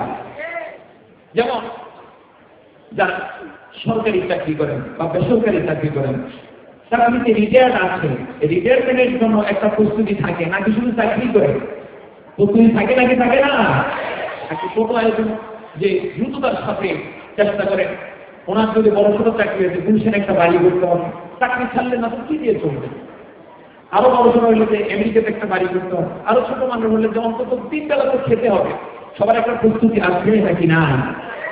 কিন্তু বেশ কিছু লোক আমাদের মধ্য থেকে তারা জানে যে মৃত্যু আসবে, কিন্তু মৃত্যুর জন্য দুনিয়ার করে চাকরি চলে যাওয়ার কারণে যেভাবে প্রিপারেশন থাকে, চাকরি শেষ হবে এর জন্য যেমন প্রিপারেশন থাকে, মৃত্যু আসবে এর জন্য তেমন প্রিপারেশন নাই। যেটা বলি না আলহামদুলিল্লাহ, এটা খুবই দুঃখজনক, খুবই দুঃখজনক। আল্লাহ তাআলা আমাদেরকে এটাও বোঝার তৌফিক দান করুন। তো আমি যেটা আরোপ করবো সেটা হচ্ছে জীবনের এই প্রান্তে এসে আজকে সিদ্ধান্ত নেওয়ার জন্য আমি সকল পদার্থকণটা আহ্বান জানাবো, বন্ধু আপনি একটু মৃত্যুর কথা ভেবে নিজের জীবনটাকে কোরআনের আলোকে, কোরআনের আমলের আলোকে সাজানোর মতো সুযোগ গ্রহণ করুন। পারবো তো? পারবো তো ইনশাআল্লাহ? আর তুলতে বলবো না, আপনারা পারবেন, সাহস আপনাদের আছে। ঢাকা সিটিতে যারা বসবাস করে এটা কি সাহস তারা না, সাহসওয়ালা, সাহসওয়ালা। সাহস না থাকলে তো যে ঢাকা শহর আর থাকতে হবে না, গ্রামে চলে গেলাম। বরং সাহস আছে বলে ঢাকায় থাকতে তাও আবার এই শ্রেণী বেশিরভাগ যেখানে থাকে ঢাকা সিটি ধানমন্ডি এলাকায়। সুতরাং সাহস যাদের রয়েছে তারা আপনারা, সুতরাং আপনারা আমল করতে পারবেন, এটা আমার বিশ্বাস আছে। আমি এই বিশ্বাস রাখতে পারি তো ইনশাআল্লাহ। আল্লাহ তাআলা সেই সাহস আপনাদেরকে দান করুন, সাথে সাথে আমাকেও দান করুন, বলি আমিন। মুত্তাকির দ্বিতীয় নম্বরের পরিচয় হচ্ছে বলে আমালু বিতানজিল, কোরআন অনুযায়ী কি করবে। 3 নম্বরে প্রিয় নবীজি জামাতা আলী রাদিয়াল্লাহু তাআলা আনহু মুত্তাকির পরিচয় দিয়ে বলছেন ওয়াররিদা বিল কারীম। মুত্তাকির 3 নম্বরের পরিচয় হলো তাকওয়ার 3 নম্বর পরিচয় হলো অল্পে তুষ্ট থাকবে। মুমিন ব্যক্তি শুধু খাই আরো পেতে হবে, আরো পেতে হবে, এই জাতীয় টেনশন কখনো তার থাকবে না। যদি বলেন সুবহানাল্লাহ। আজকে আমাদের বেশি বড় টেনশন নাকি অল্পে তুষ্ট আমরা? আপনারা কিন্তু আপনারা নন, কিন্তু অনেকেই আছেন বেশি বড় টেনশনে, উনি সময় পান না। অনেকে দৌড়ের সময় ডাকে যে ভাই আসেন নামাজ পড়বো, নামাজের জন্য বলে যে ভাই আমার অফিসের কাজ এখন শেষ হয় না, সিগনেচার। এটা তিনি করবেন, এতে তিনি যে সময় করলেন না, এতে অল্প তুষ্টের কারণে নাকি বেশি পাওয়ার আশা? পিছনের ভাইরাও বলতে হবে অল্প তুষ্ট না, বেশি পাওয়ার আশায়। কিন্তু এই বেশি কতটুকু? একটা সিগনেচার আপনার দাম কত হবে? কয় টাকার আপনি মালিক, কয় টাকা দাম আপনার, বা একটা সিগনেচারের কত দাম? সেটার দাম তো এক সিগনেচারে তো আপনি 1000 কোটি টাকার মালিক হবেন। এক সিগনেচারের কারণে তো গোটা ঢাকা থেকে আপনি মালিক হওয়ার সুযোগ নাই, গোটা আমেরিকার মালিক হওয়ার সুযোগ নাই, গোটা বিশ্বের মালিক হওয়ার সুযোগ নাই। আপনি তো সেই নামাজ ছেড়ে দিলেন যে নামাজে একটা সেজদা দিলে পরে গোটা বিশ্ব কিনে দান করার সব পেয়ে দিলেন। কেমন সেটা? আল্লাহ রাব্বুল আলামিন কোরআনুল কারীমের সূরা বাকারার মধ্যে বলেছেন ওয়ালা তাশতারু বিআয়াতি সামানান কলিলা, তোমরা আমার আয়াতসমূহকে, আমার আদেশগুলোকে সামান্য বিনিময়ে বিক্রয় করে দিও না। আপনি যে আপনার সিগনেচার অফিসের প্রত্যেকটা ফাইলে করা হয় নাই, যার কারণে নামাজে আসছেন না। আপনি ব্যবসায়ী মানুষ, ব্যবসায়ী সময় দিতে গিয়ে ফজর করতে পারেন নাই, জোহরও আপনি বললেন না। কবি নজরুলের ভাষায় ঘুমিয়ে কাজা করেছো ফজর, তখনও যাবনি, তখন জোহর খেলায় কেটেছে আছর। মাগরিবের আজ শোনো আজান, জামাতে শামিল হওয়ার সাথে এখনো জামাতে আছে। ফজর করে নাই, জোহর করে নাই, আসরও করবো না, মাগরিবও করবো না। তবে কবি কি সুন্দর করে উদাত্ত কণ্ঠে আহ্বান জানাচ্ছেন যে তুই পড়ো না, আসো তওবা করো, এটাই একটু শামিল হয়ে যাও। এটাই শামিল হলে অন্তত মুমিন হিসেবে তোমার ভূমিকা আসবে। আজকে এমন অনেক লোক আছে যারা ফজরও করে না, জোহরও করে না। কেন? উনি সময় পান না। আল্লাহ তাআলা সেটাই বলছেন যে আমার আদেশ নিষেধগুলোকে অল্প বিনিময়ে বিক্রয় করে দিও না। আমার বন্ধুগণ, আল্লাহ রাব্বুল আলামিনের আদেশ এবং নিষেধ এত দামি যে প্রিয় নবীজি বলেছেন একজন বান্দা যখন নামাজের মধ্যে দাঁড়িয়ে যায়, কিসের মধ্যে দাঁড়ায়? কিয়াম করে নামাজের মধ্যে দাঁড়ায়। নামাজের মধ্যে দাঁড়ানোর পরে তিনি যখন নামাজের মধ্যে সূরা ফাতিহা পড়লেন, সূরা ফাতিহার সাথে অন্য সূরা মিলালেন, মিলানোর পরে তিনি যখন আল্লাহু আকবার বলে রুকুতে গেলেন, রুকুতে গিয়ে কি বলতে হয়? সবাই বলতে হবে সুবহান রাব্বিয়াল আযীম। সবাই করেন না একটু মজা করে সুবহান রাব্বিয়াল আযীম, সুবহান রাব্বিয়াল আযীম। আরে এই সুবহান রাব্বিয়াল আযীম কতদিন যে ছেড়ে দিয়েছি। যারা নামাজ ছেড়ে দেন তারা এই সুবহান রাব্বিয়াল আযীম ছেড়ে দেন। নাউযুবিল্লাহ। এই সুবহান রাব্বিয়াল আযীমের অর্থ কি নবীজি বলেছেন? এই সুবহান রাব্বিয়াল আযীম যারা নামাজের মধ্যে রুকুতে 3 বার পড়ে সামি আল্লাহু লিমান হামিদা বলে দাঁড়িয়ে যায়, আল্লাহ রাব্বুল আলামিন বান্দার এই সামান্য আমলে এত খুশি হয়ে যান, একটা রুকু দিয়ে সামি আল্লাহু লিমান হামিদা বলে দাঁড়ানোর সাথে সাথে বান্দার যত কেজি ওজন তত কেজি স্বর্ণ বান্দা দান করার সওয়াব লিখে দেন। সেই বন্ধু জোহরের নামাজ ছেড়ে দিলেন, আপনি কয়টা সেজদা ছেড়েছেন, কয়টা রুকু ছেড়েছেন চিন্তা করুন। আপনি তো জোহরের নামাজ ছেড়ে দিলেন, কমপক্ষে 10টা রুকু আপনি ছেড়ে দিয়েছেন। 10টা রুকু ছেড়ে দেওয়ার কারণে আপনার ওজন যদি 50 কেজি হয়ে থাকে তাহলে 10 গুণ 50 কত হয়ে যায়? বলেন না কত হয়ে যায়? 500 কেজি স্বর্ণদান করার সব থেকে আপনি বঞ্চিত হয়ে গেলেন। গোটা দুনিয়াতে এমন একটা দুনিয়া কি খুঁজে পাওয়া যাবে, মাটি কালানো দিয়ে খুঁজেও কি পাওয়া যাবে যে ধনী ব্যক্তি দৈনিক 1 কেজি স্বর্ণ আল্লাহর রাস্তায় দান করার সাহস রাখে? পাওয়া যাবে? পাওয়া যাবে না বন্ধু, সম্ভব নয়। কিন্তু রব্বুল আলামিন এত মহান গণী, আর আমার আপনার গোলামের মতো লোকগুলোকে তিনি এত পছন্দ করেন। আমার মতো আপনার মতো 3.5 লাখ কোটি দুর্বল গোলামেরা যদি একটা করে রব্বুল আলামিনকে দেই সমপরিমাণ, আমার সমপরিমাণ ওজনের স্বর্ণ আল্লাহর রাস্তায় দান করার সব পেয়ে গেছি। আল্লাহ তাআলা বলছেন ওয়ালা তাশতারু বিআয়াতি সামানান কলিলা। এরপর রব্বুল আলামিন আবার বলেন ওয়া ইয়্যায়া ফাত্তাকুন। আমার আয়াতকে, আমার আদেশ নিষেধগুলোকে অল্প দামে বিক্রি করে দিও না রে, আমার গোলাম বিক্রি করে দিস না। ওয়া ইয়্যায়া ফাত্তাকুন, ভয়ের কথা আমাকে কর। কি দরকার? কি দরকার?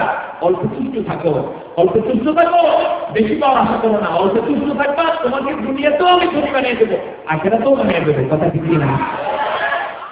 আমার বন্ধুগণ, গল্পের ছড়ে বলবো, প্রিয় নবীজির একজন গরীব সাহাবী, তার নাম ছিল হযরত আবু হুরায়রা রাদিয়াল্লাহু তাআলা আনহু। এত গরীব ছিলেন যে যারা হজে গিয়েছেন দেখে এসেছেন মসজিদে নববীর বারান্দার সাথে আহলে সুফফাদের একটা কামরা ছিল। গরীব সাহাবায়ে কেরাম সেখানে থাকতেন। ওই আহলে সুফফার অন্যতম সদস্য ছিলেন হযরত আবু হুরায়রা রাদিয়াল্লাহু তাআলা আনহু। আবু হুরায়রা ইসলাম গ্রহণের পরে মা বাবা সব ছেড়ে দিয়ে নবীজির নিয়ন্ত্রণে মদিনে চলে এলেন, নবীজির চাদরের নিচে চলে এলেন। ইসলামের কারণে সব কিছু ছেড়ে দিয়ে তিনি সন্তুষ্ট। এক পর্যায়ে দেখা গেল খাবার পাচ্ছেন না, থাকার জায়গা পেয়েছেন কোনো মতে মসজিদে নববীতে, কিন্তু খাবারের মতো বন্দোবস্ত নিয়মিত হয় না। একবার এমন কেটে যে প্রথম দিন খাবার পান নাই উপোস, দ্বিতীয় দিনে খাবার জুটে নেয়, তৃতীয় দিনে খাবার জুটে নেয়। এভাবে করে করে প্রায়শ উপোস থেকে কখনো কিছু পেয়ে খেয়ে দুনিয়ার জীবন যাপন করতে লাগলেন। আর তাকওয়ার পরিচয় যে অল্প তুষ্টি, এই অল্প তুষ্টির পরিচয় উৎকৃষ্ট পরিচয় দেওয়া শুরু করলেন। কিন্তু আল্লাহ তাআলা কি মেহেরবানি, নবী করিম সাল্লাল্লাহু আলাইহি ওয়াসাল্লাম যখন ইন্তেকাল করলেন তারপর পরিচয় বলেন হযরত আবু বকর সিদ্দিক রাদিয়াল্লাহু তাআলা, আবু বকর রাদিয়াল্লাহু তাআলা প্রায় 2.5 বছর খেলাফতের দায়িত্ব পালন করার পরে ইন্তেকাল করলেন। ইন্তেকালের পরে খলিফা হলেন কে? সবাই বলতে হবে কে? ওমর রাদিয়াল্লাহু তাআলা খলিফা হলেন। খলিফা হওয়ার পরে রোম পারস্য একটা একটা করে মুসলমানদের পদানত হয়ে গেল, বিজয় লাভ করল। সেই সময় বাহরাইন থেকে নিয়ে দিল আমিরুল মুমিনিন খলিফাতুল মুসলিমিন। বাহরাইনে গভর্নর পাওয়া যাচ্ছে না, একজন গভর্নর দেন। ওমর রাদিয়াল্লাহু দেখলেন এমন কোন সাহাবী নেই যাকে সেখানে পাঠানো যায়, সকলে রাষ্ট্রীয় বিভিন্ন দায়িত্বে ব্যস্ত। সাথে সাথে মনে পড়লো আল্লাহর নবীর সাহাবী হযরত আবু হুরায়রা কোথায়? তোমরা আবু হুরায়রাকে সংবাদ দাও। আবু হুরায়রা এলেন।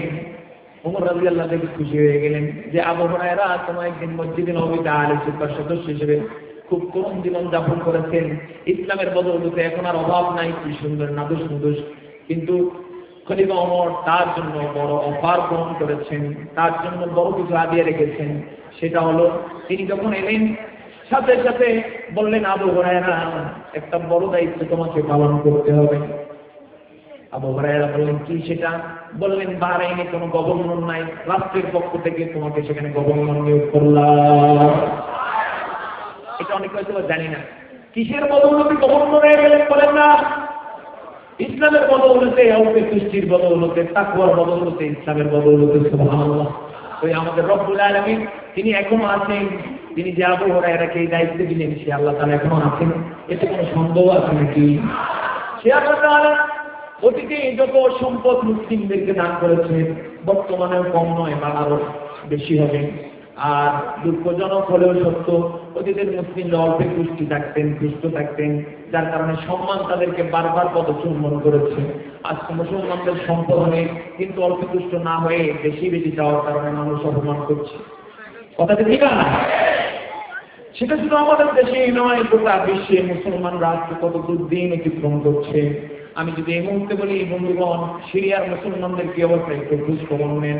নিউজ আসবে, সিরিয়ায় দুর্দিন মুসলমানরা পার করছে। আফগানের মুসলমানরা ভালো নাই, ইরাকের মুসলমানদেরকে কঠিন জীবন যাপন করতে হচ্ছে।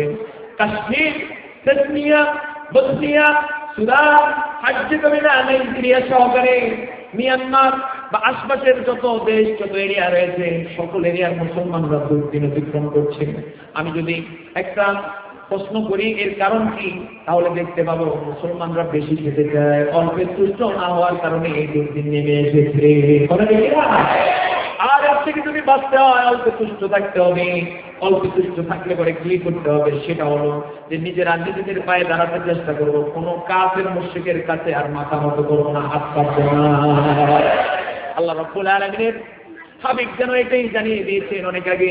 হযরত আলী রাদিয়াল্লাহু তাআলা আনহু এটাই জানিয়ে দিলেন অনেক আগে। তাকওয়ার 3 নম্বরের পরিচয় হলো অল্পে তুষ্ট থাকবেন। আসলে বন্ধুগণ, অল্পে যিনি তুষ্ট হতে পারেন, তার দুনিয়া জীবন সুন্দর হবে।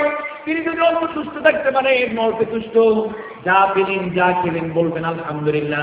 দূর থেকে লোকেরা মনে করবে উনি অনেক ভালো আছেন, তার কাছে আসবে মাথা মতো করে। কিন্তু উনি যদি সবার কাছে হাত পাতেন, তখন বলবেন, লোকেরাই বলবেন যে তার সমস্যা আছে। তার কাছ থেকে যত দূরে থাকা যায় ততই নিরাপদ। কথা দিবি না? এই জন্য তাকওয়ার পরিচয় দিতে হবে। এরপরে তাকওয়ার 4 নম্বরের গুণ, 4 নম্বরের গুণটা বন্ধু অনেক মারাত্মক। সেটা হলো আলী রাদিয়াল্লাহু কি চমৎকার কথা বলেছেন, ওয়াল ইস্তি'দাদু লিয়াউমির রাহিম। তাকওয়ার 4 নম্বরের পরিচয় হলো, মুত্তাকির 4 নম্বরের পরিচয় হলো, তিনি সদা সর্বদা মৃত্যুর জন্য প্রস্তুত থাকেন। কথা সহজ কিন্তু অনেক কঠিন। কিসের জন্য প্রস্তুত থাকবেন? মৃত্যুর জন্য প্রস্তুত থাকবেন। মৃত্যু যদি এই মুহূর্তে চলে আসে, মৃত্যু চলে আসলে তার মুখ থেকে, জবান থেকে উচ্চ আওয়াজে বের হয়ে আসবে, আশহাদু আল্লা ইলাহা ইল্লাল্লাহু ওয়াহদাহু লা শারীকা লাহু وأشهد أن محمدا عبده ورسوله। মৃত্যু এসেছে তো হাসতে হাসতে তার জানটা কবল হয়ে যাবে। সুবহানাল্লাহ। এই হচ্ছে 4 নম্বরের পরিচয়। সম্মানিত হাজিরিন, তো কোরআন কারীম হচ্ছে সেই মুত্তাকিদের জন্য পথ প্রদর্শক। কি পথ দেখাবে? জান্নাতের যে পথ, সেই পথটা দেখাবে। জান্নাতের পথে আমরা আছি তো ইনশাআল্লাহ। প্রিয় নবীজি একদিন জান্নাতের পথ বুঝাতে গিয়ে একটা মাটির মধ্যে একটা সুন্দর করে আঁক দিলেন, সোজা সরু রেখা টানলেন। সরু রেখা টানে পাশাপাশি কিছু বাঁকা রেখা দিলেন। সাহাবায়ে কেরাম কিছু বুঝে ওঠার আগে নবীজি বললেন, শোনো, এই সোজা একটা রেখা দিলাম, এটা হচ্ছে জান্নাতের পথ, আর আশেপাশের যত এলোমেলো আঁকা বাঁকা পথ আছে সব জাহান্নামের পথ। সোজা পথ এটা সোজা জান্নাতের দিকে। এই সোজা পথ মানুষ যেন যথাযথভাবে পেতে পারে, এই জন্য আল্লাহ কোরআন দান করেছেন। আর আশেপাশের বাঁকা পথ যেগুলো, এগুলো যদি কেউ একবার ঢুকে যায়, যতদিন সোজা পথে না আসবে ততদিন জান্নাতের পথ পাবে না। এই সোজা পথ দিয়ে আল্লাহ তাআলা কোরআন নাযিল করেছেন, যার কারণে তিনি কোরআনের শুরুতেই বলছেন, যালিকাল কিতাবু লা রাইবা ফীহি হুদাল লিল মুত্তাকিন। এখানে একটি প্রশ্ন করব, কোরআনে কি কোনো ভুল আছে কিনা? আওয়াজ যেভাবে দিয়েছে ঠিক আছে তো? কোরআনে কোনো ভুল আছে কিনা? কোনো ভুল নেই। বর্তমান পৃথিবীর একজন বড় মানের বিজ্ঞানী ডক্টর মরিস বুকাইলি, তিনি একটা বই লিখেছেন the Bible, Quran and science. আপনারা জানেন কিনা? এই বিজ্ঞানীর নাম শুনে বোঝা যাচ্ছে যে উনি মুসলিম নন, অমুসলিম বিজ্ঞানী। উনি ওনাদের বাইবেল পত্রিকা দেখলেন যে ভুলে পড়া বিজ্ঞানী মানুষ চিন্তা করলেন এতগুলো কিভাবে কিতাব হয়, আসমানি কিতাব নাকি এটা, নিজের কিতাবের প্রতি নিজেই অতিষ্ঠ হয়ে উঠলেন। নিজেদের কিতাব পড়ে পড়ে ভুল পেয়ে মার্ক করলেন, অবশেষে অনীহা প্রকাশ করলেন এমন ধর্মের উপর আমি থাকতে চাই না। তবে তিনি মনে মনে স্থির করলেন সব আসমানি কিতাবের মনে হয় এই দুরবস্থা। এই চিন্তা করে তিনি নিজের বাইবেল শেষ করে এরপরে বললেন ইহুদিদের কিতাব তাওরাত পড়তে গিয়ে দেখলেন এলোমেলো অবস্থা খারাপ। পরে আরো অনীহা চলে এলো, এক পর্যায়ে এবার দৃষ্টতা দেখালেন যে কোরআনের মধ্যে মনে হয় এমন ভুল আছে। কোরআন পড়তে গিয়ে দেখলেন ওনার ইংলিশ ভাষায় কোনো কোরআন পাওয়া যায় না। উনি অনুবাদ পেলেন, শুধু অনুবাদ পাওয়ার পরে মজা পেলেন না, ভুল ধরার মতো অ্যাবিলিটি হলো না। পরে স্থির করলেন ভুল ধরার জন্য আরবি ভাষা বুঝতে হবে, আরবি ভাষা বুঝতে কোরআন বুঝবো, তখন বুঝে বুঝে ভুল ধরা সহজ হয়ে যাবে। পরবর্তীতে তিনি সৌদি আরবে চলে এলেন, সৌদি আরবের নাম করা এক ইউনিভার্সিটিতে ভর্তি হলেন, ভাষা ইনস্টিটিউটে। জ্ঞানী মানুষ, মেধা ভালো, মাত্র 6 মাসের মধ্যে আরবি ভাষা আয়ত্তে নেই। প্রথমে কোরআন কারীম পড়লেন, বিসমিল্লাহ বলে সূরা ফাতিহা পর্যন্ত পড়ে অত কিছু বুঝে উঠতে পারলেন না। কিন্তু এরপরেই যখন তিনি সূরা বাকারা শুরু করলেন বিসমিল্লাহির রহমানির রহিম বলে এবং শুরু করলেন আলিফ লাম মিম যালিকাল কিতাবু লা রাইবা ফীহি হুদাল লিল মুত্তাকিন। আলিফ লাম মিম এটা এমন একখানা কিতাব যাতে দেয়ার ইজ নো ডাউট, বিন্দুমাত্র সন্দেহ নাই এটা মুত্তাকিদের জন্য পথপ্রদর্শক। এইটুকু পড়ে ডক্টর মরিস বুকাইলিয়া একটা কদম সামনে দেয়ার, একটা পলক সামনে দেয়ার সাহস পেলেন না, থমকে গেলেন, স্টপ হয়ে গেলেন। জোরে বলি সুবহানাল্লাহ। ধাক্কা গেলেন যে বলে কি যত বই পুস্তক পড়েছি সকল বই পুস্তকের শুরুতে ভূমিকা থাকে, সেখানে রাইটার লিখে দেন আমি এই বইটা এই বিষয়ে লিখেছি। আমি মানুষ কোনো ভুল থেকে যাওয়া স্বাভাবিক আমার তথ্যের মধ্যে বা আমার প্রক্রিয়ার মধ্যে বা সেখানে কম্পোজ করতে গিয়ে বা লিখতে গিয়ে, সেজন্য তারা ক্ষমা চান। কারো দৃষ্টিতে যদি এমন ভুল চলে আসে আমাকে একটু জানালে আমি পরবর্তী সংস্করণে ঠিক করে দেব। কিন্তু দেখলেন সম্পূর্ণ তার শতভাগ ব্যতিক্রম। কোরআন কারীম শুরুতেই বলছে এটা এমন একটা কিতাব যাতে বিন্দুমাত্র সন্দেহ নাই, সাবধান এটা শুধু মুত্তাকিদের জন্য পথ প্রদর্শক, মুত্তাকিদেরকে শুধু জান্নাতের রাস্তা দেখে চলে। এখানে থমকে দাঁড়ালেন। পরবর্তীতে বেশ কয়েকদিন চিন্তা করলেন ঘটনাটা কি। এরপরে মরিস বুকাইলি নতুন সামনে আগাতে লাগলেন। ভুল ধরা তো দূরের কথা, প্রত্যেকটা আয়াতের পড়তে পড়তে ডক্টর মরিস বুকাইলি সারা জীবন যত ভুল করেছেন কোরআনের আইনে এসে ভুলগুলো ধরা খেতে লাগলো। সূরা নাস পর্যন্ত এনে ঘোষণা দিয়ে দিলেন নিজের মন থেকে লা ইলাহা ইল্লাল্লাহু মুহাম্মাদুর রাসূলুল্লাহ। শুধু তাই নয়, ডক্টর মরিস বুকাইলি তো মাত্র একজন ডক্টর, এর আগে যত হাজারো লক্ষ কোটি জনতা ছিল যারা কোরআনকে সরাসরি কাছ থেকে দেখার সুযোগ হয়েছে নিজের ভাষাভাষী হওয়ার কারণে, তারা কোরআনের ভুল ধরতে এসে নিজের ভুল ধরা খেয়ে গেছে। এর মধ্য থেকে যাদের নাম উল্লেখ না করলেই নয়, আল্লাহ তাআলা যখন সূরা কাউসার নাযিল করলেন 3 আয়াত বিশিষ্ট সূরা কাউসার যখন নাযিল হয়ে গেল, প্রিয় নবীজি সাহাবায়ে কেরামকে শুনিয়ে দিলেন ইন্না আ'তাইনাকাল কাউসার। বুঝতে আছে কিনা? পড়েন তাহলে একটু মজা করে। ইন্না আ'তাইনাকাল কাউসার ফাসাল্লি লিরাব্বিকা ওয়ানহার ইন্না শানিআকা হুয়াল আবতার। রব্বুল আলামিন বলছেন ইন্না আ'তাইনাকাল কাউসার, হে রাসূল আমি আপনাকে অসংখ্য অগণিত নিয়ামত দান করেছি, অসংখ্য নিয়ামত দান করেছি, দুনিয়াতেও দান করেছি, পরকালেও দান করব। দুনিয়ার নিয়ামত হলো মুসলমানদেরকে আল্লাহ যত নিয়ামত দিয়েছেন তা সব। পরকালের নিয়ামত হলো, প্রথম নিয়ামতই হলো পরকালে যেদিন সূর্য চলে আসবে 1 বিঘা অন্য বর্ণনায় এসেছে সুরমার ছলা পরিমাণ উপরে, আরেক বর্ণনায় এসেছে 1 হাত পরিমাণ উপরে। এতটুকু উপরে সূর্য যেদিন চলে আসবে অত্যন্ত ভয়ঙ্কর দিন হিসেবে ওই দিনটা সাব্যস্ত। ওই দিনে মানুষের গুনার কারণে, বিশেষ করে যারা গুনাহগার, গুনার পরিমাণ অনুযায়ী তার ঘামের মধ্যে সাতটাতে থাকবে। নবীজি বলেছেন কারো ঘাম হয়ে যাবে হাঁটু পর্যন্ত, কারো কোমর পর্যন্ত, কারো নাভির পর্যন্ত, কারো গলা পর্যন্ত, কারো মাথার উপরে ঘরমাত্র পানি ঝরে ঝরে কেউ ঘামের মধ্যে সাতটাতে থাকবে। এমন ভয়ঙ্কর দিন সেদিন। তবে প্রিয় নবীজি বলেছেন দুনিয়ার জীবনে কোরআন মানার কারণে এই লোকগুলোকে রব্বুল আলামিন হাউজে কাউসারের পানি পানের ব্যবস্থা করে দিলেন। আর হাউজে কাউসারের পানি সম্পর্কে প্রিয় নবীজি সাল্লাল্লাহু আলাইহি ওয়াসাল্লাম বলেছেন এই পানি আমার নিয়ন্ত্রণে আল্লাহ তাআলা দিয়ে দিবেন। আমি হাউজে কাউসারের পানি জান্নাতের পেয়ালাগুলোতে হাউজে কাউসারের পানি ভরে ভরে আমার নেককার উম্মতদেরকে খুঁজতে থাকবো। প্রিয় নবীজি এই সম্পর্কে প্রিয় নবীজি সাহাবায়ে কেরাম বললেন ইয়া রাসূলুল্লাহ, আদম আলাইহিস সালাতু ওয়াস সালাম থেকে শুরু করে আমাদের পর্যন্ত কত লক্ষ কোটি জনতা, এর মধ্য থেকে আপনার উম্মতের কয়জন হবে তাদেরকে কিভাবে চিনবেন? নবীজি বলেছেন যদি শত সহস্র ঘোড়ার মধ্যে কিছু ঘোড়ার কপালে সাদা চিহ্ন থাকে যেভাবে চেনা যায়, আমার উম্মতদেরকে আঁচড়ের মাঠে নামাজের কারণে, নামাজের সিজদার দাগের কারণে, ওযুর দাগের কারণে এভাবে চকচক করতে দেখে সকলকে আমি চিনে নেব। আর যাকে চিনতে পারবো তাকে হাউজে কাউসারের খুলে এনে এক পেয়ালা পানি পান করে দেব। এক পেয়ালা পানি পান করানোর সাথে সাথে তার যত পিপাসা রয়েছে সব পিপাসা মিটে যাবে। আর জান্নাতে পৌঁছার পূর্ব মুহূর্ত পর্যন্ত সামান্য একটু পানির পিপাসা লাগবে না। আমার বন্ধুগণ, এই জন্য আল্লাহ সুবহানাহু ওয়া তাআলা কোরআন আমাদেরকে দিয়েছেন।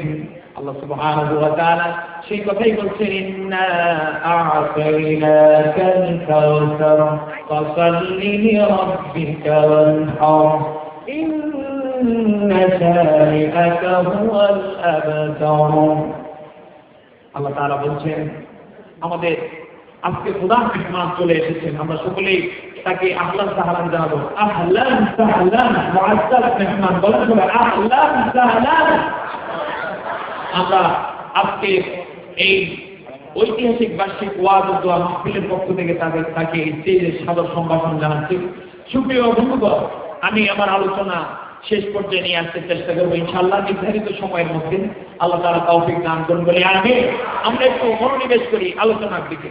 তো রব্বুল আলামিন বলছেন ইন্না আ'তাইনাকাল কাউসার, নিশ্চয়ই আমি আপনাকে হাউজে কাউসার দান করেছি, নিয়ামতের প্রাচুর্য দান করেছি। এই নিয়ামত পেতে হলে কি করতে হবে? পরের আয়াতে যেমন আল্লাহ তাআলা বলছেন ফাসাল্লি লিরাব্বিকা ওয়ানহার। পড়েন সবাই ফাসাল্লি লিরাব্বিকা ওয়ানহার। সুতরাং ফাসাল্লি তুমি নামাজ পড়ো, ওয়ানহার কুরবানি করো। ইন্না শানিআকা হুয়াল আবতার, নিশ্চয়ই নিশ্চয়ই তোমার শত্রুতা হচ্ছে লেজ কাটা এবং নির্বংশ। এই সূরার তাফসীরে এসেছে দুনিয়ার জীবনে যারা নামাজ পড়বে আর আল্লাহ সন্তুষ্টির জন্য যাবতীয় ত্যাগ কোরবানি স্বীকার করবে, রব্বুল আলামিন হাসরের মাঠে তাদেরকে হাউজে কাউসার যেভাবে দান করবেন, দুনিয়াতে নিয়ামতের প্রাচুর্য দান করবেন। আর তাদের শত্রুতা যারা করবে, তাদের শত্রুতার করার কারণে ভাবার কারণ নাই যে শত্রুতায় বুঝি এই নেককার লোকগুলোর সময় শেষ হয়ে যাচ্ছে, বরং তারা শত্রুতা করতে পারে এক পর্যায়ে নেককার লোকরাই সফল হয়ে যাবে। অতীতে যেমন আবু জাহল সফল হয়েছে, নাকি নবী করিম সাল্লাল্লাহু আলাইহি ওয়াসাল্লাম সফল হয়েছেন? নবী সাল্লাল্লাহু আলাইহি ওয়াসাল্লাম সফল হয়েছেন, এমন চমৎকার ভাবে সফল হয়েছেন। আজকে আবু জাহল নামে কোনো লোককে খুঁজে পাওয়া যায় না। কিন্তু আমি যদি প্রশ্ন করি মোহাম্মদ নামে কে কে আছে, হাত তুলবে নাকি উঠবে না? কে দান করেছেন এই নিয়ামত? আল্লাহ তাআলা দান করেছেন।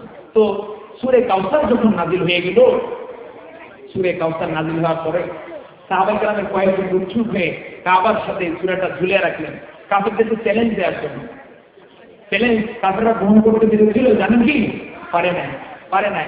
অনেক বড় কাহিনী ঘটনা, সেদিকে যাব না। বরং সেই সময় সেরা গবেষক, সেরা কবি, সেরা সাহিত্যিক, আরবি ভাষার সেরা পণ্ডিত যাদের তুলনায় এই যুগে চলে না, এমন সেরা পণ্ডিত কবিরা যারা অনুষ্ঠিত তারা বলল যে সত্যি সত্যি এই কোরআন লাইসা হাযা মিন কালামিল বাশার, কোনো মানুষের কথা নয়, সরাসরি আল্লাহ তাআলার কথা। আমার বন্ধুগণ, আসুন সেই কোরআনুল কারীম আমরা একটু উপলব্ধি করতে চেষ্টা করি, কোরআন পড়তে চেষ্টা করি, কোরআন বুঝতে চেষ্টা করি, তাহলে আজকে যে আলোচনা হলো সার্থক হবে। আমরা এই আলোচনাকে সার্থক করতে চাইছি ইনশাআল্লাহ। কারা কারা চাই আল্লাহ তাআলাকে দেখান? নারে তাকবীর। আর আমার সর্বশেষ একটা হাদিস উল্লেখ করে শেষ করব, যে ঐতিহাসিক প্রসিদ্ধ হাদিস, সে হাদিসটা বুখারীর 4639 নম্বর হাদিস। যে হাদিসে নবী সাল্লাল্লাহু আলাইহি ওয়াসাল্লাম বলছেন, খায়রুকুম মান তাআল্লামাল কুরআনা। আপনারাও জানেন তোমাদের মধ্য থেকে শুধুমাত্র খায়রুকুম মান তাআল্লামাল কুরআনা, তোমাদের মধ্য থেকে শুধুমাত্র ওই লোকগুলো উত্তম যারা কোরআন শিক্ষা করেন, ও আল্লামা এবং অন্যকে শিক্ষা দেন। আজকে যে আমরা এখানে এসেছি, আমাদের উদ্দেশ্য একটাই, কোরআন থেকে কিছু শুনবো অর্থাৎ কোরআন শিখবো। আবার আরেকটা উদ্দেশ্য থাকতে হবে, সেটা হচ্ছে যা শুনলাম তা পৌঁছে দিতে হবে। বাসাবাড়িতে যারা রয়েছে, ফ্রেন্ড সার্কেলে যারা রয়েছে, পৌঁছে দিতে হবে। এই কাজটা যদি করতে পারি, এই হাদিসের আওতায় চলে এসেছি। এই হাদিসের আওতায় চলে আসার কারণে নবী করিম সাল্লাল্লাহু আলাইহি ওয়াসাল্লাম হাদিস অনুযায়ী কথা আমাদের ক্ষেত্র প্রযোজ্য হয়ে যাবে যে আমরা সেরা জাতি, আমরা সেরা ব্যক্তিত্ব, আমরা সেরা লোক। খায়রুকুম মান তাআল্লামাল কুরআন। এবং এটা কত বিস্ময়কর, আমি এটা বলেই শেষ করব, গোটা পৃথিবীতে কত মানুষ রয়েছে, এর মধ্যে কত শ্রেষ্ঠ শ্রেষ্ঠ জাত রয়েছে। আমেরিকানরা কত শ্রেষ্ঠ আমাদের দৃষ্টিতে, রাশিয়ানরা, জাপানিজরা, চাইনিজরা, কিন্তু নবীজি বলছেন এখানে খায়রুকুম, তোমরা হচ্ছে সেরা, খায়রুকুম মান তাআল্লামাল কুরআন, তোমাদের মধ্যে ওরা হচ্ছে সেরা যারা কোরআন শিখে। সুবহানাল্লাহ বলেন না? কোনো রাজাবাদ থেকে এখানে বলছেন না, আমার মতো আপনার মতো গোলামদেরকে যারা 3.5 হাত ধরে, হয়তো অত ক্ষমতা নাই, অত কিছু নাই, কিন্তু নবীজির দৃষ্টিতে আমরাই সেরা। আল্লাহু আকবার। আল্লাহ তাআলা আমাদেরকে সেই সেরা হিসেবে এখান থেকে ফিরে যাওয়ার তৌফিক দান করুন বলে আনবে।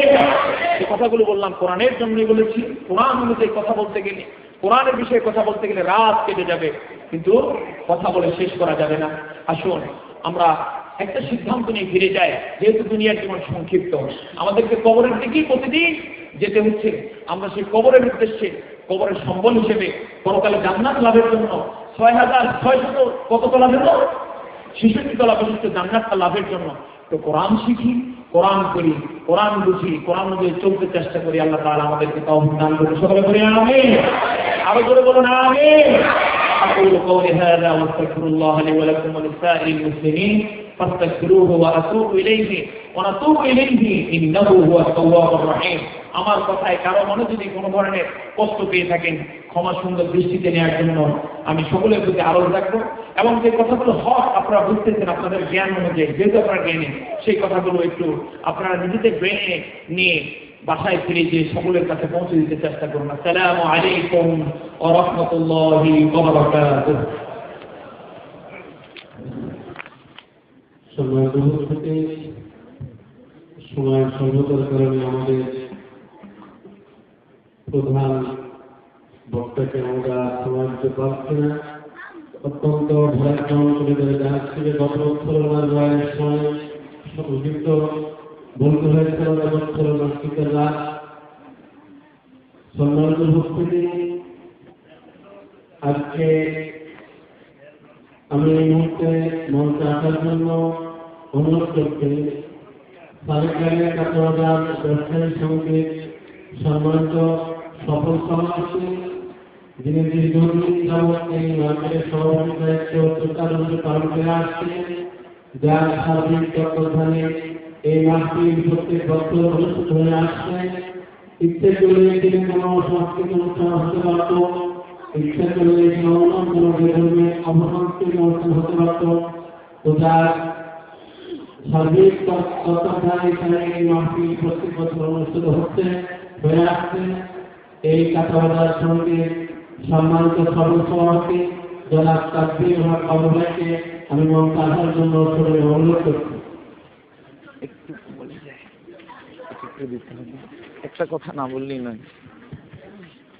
সম্মানিত বন্ধুগণ, আজকের প্রধান মেহমান যিনি, উনি আমার মামা, এবং দক্ষিণ বাংলায় ওনাকে সকল ওলামায়ে কেরাম, এমনকি শ্রেণী পেশার যত শ্রেণী পেশার মানুষ সকলেই জানেন।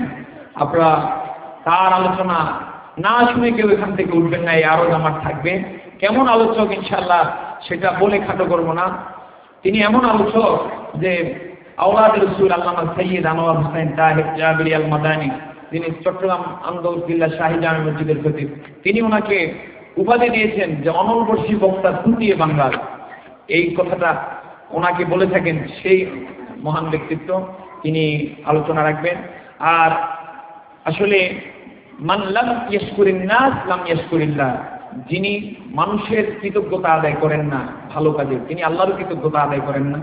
সেই হিসেবে আমি একটা বিষয় না বললেই নয়, আমাদের উপস্থাপক যে কথাটা বলেছেন যে আমাদের বাবু ভাই, তার বিস্তারিত আমি বলবো না, আমি তার জন্য অন্তঃস্থল থেকে আপনাদের সহকারে দোয়া করব, আল্লাহ যেন তাকে, তিনি যেভাবে ইসলামের জন্য কাজ করছেন এই কাজ আরো বেগবান হিসেবে করার তৌফিক দান করেন।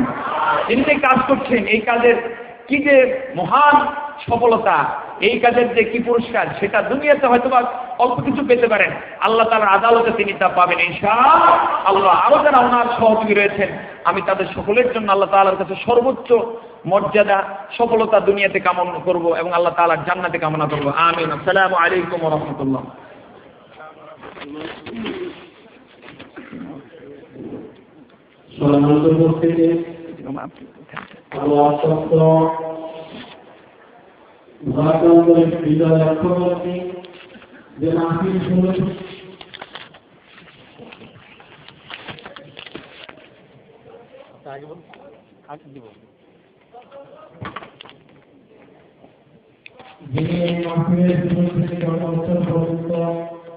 যোগ্যতার সঙ্গে প্রধানমন্ত্রী আসন অলঙ্কৃত করেছিলেন বাংলার রাস্তা আমেরপুরের তৃণমূল জেলা রাজনীতি সংস্থা সময় স্বল্পতার কারণে নামগুলো উল্লেখ করে বলা হচ্ছিল দোয়া দোয়া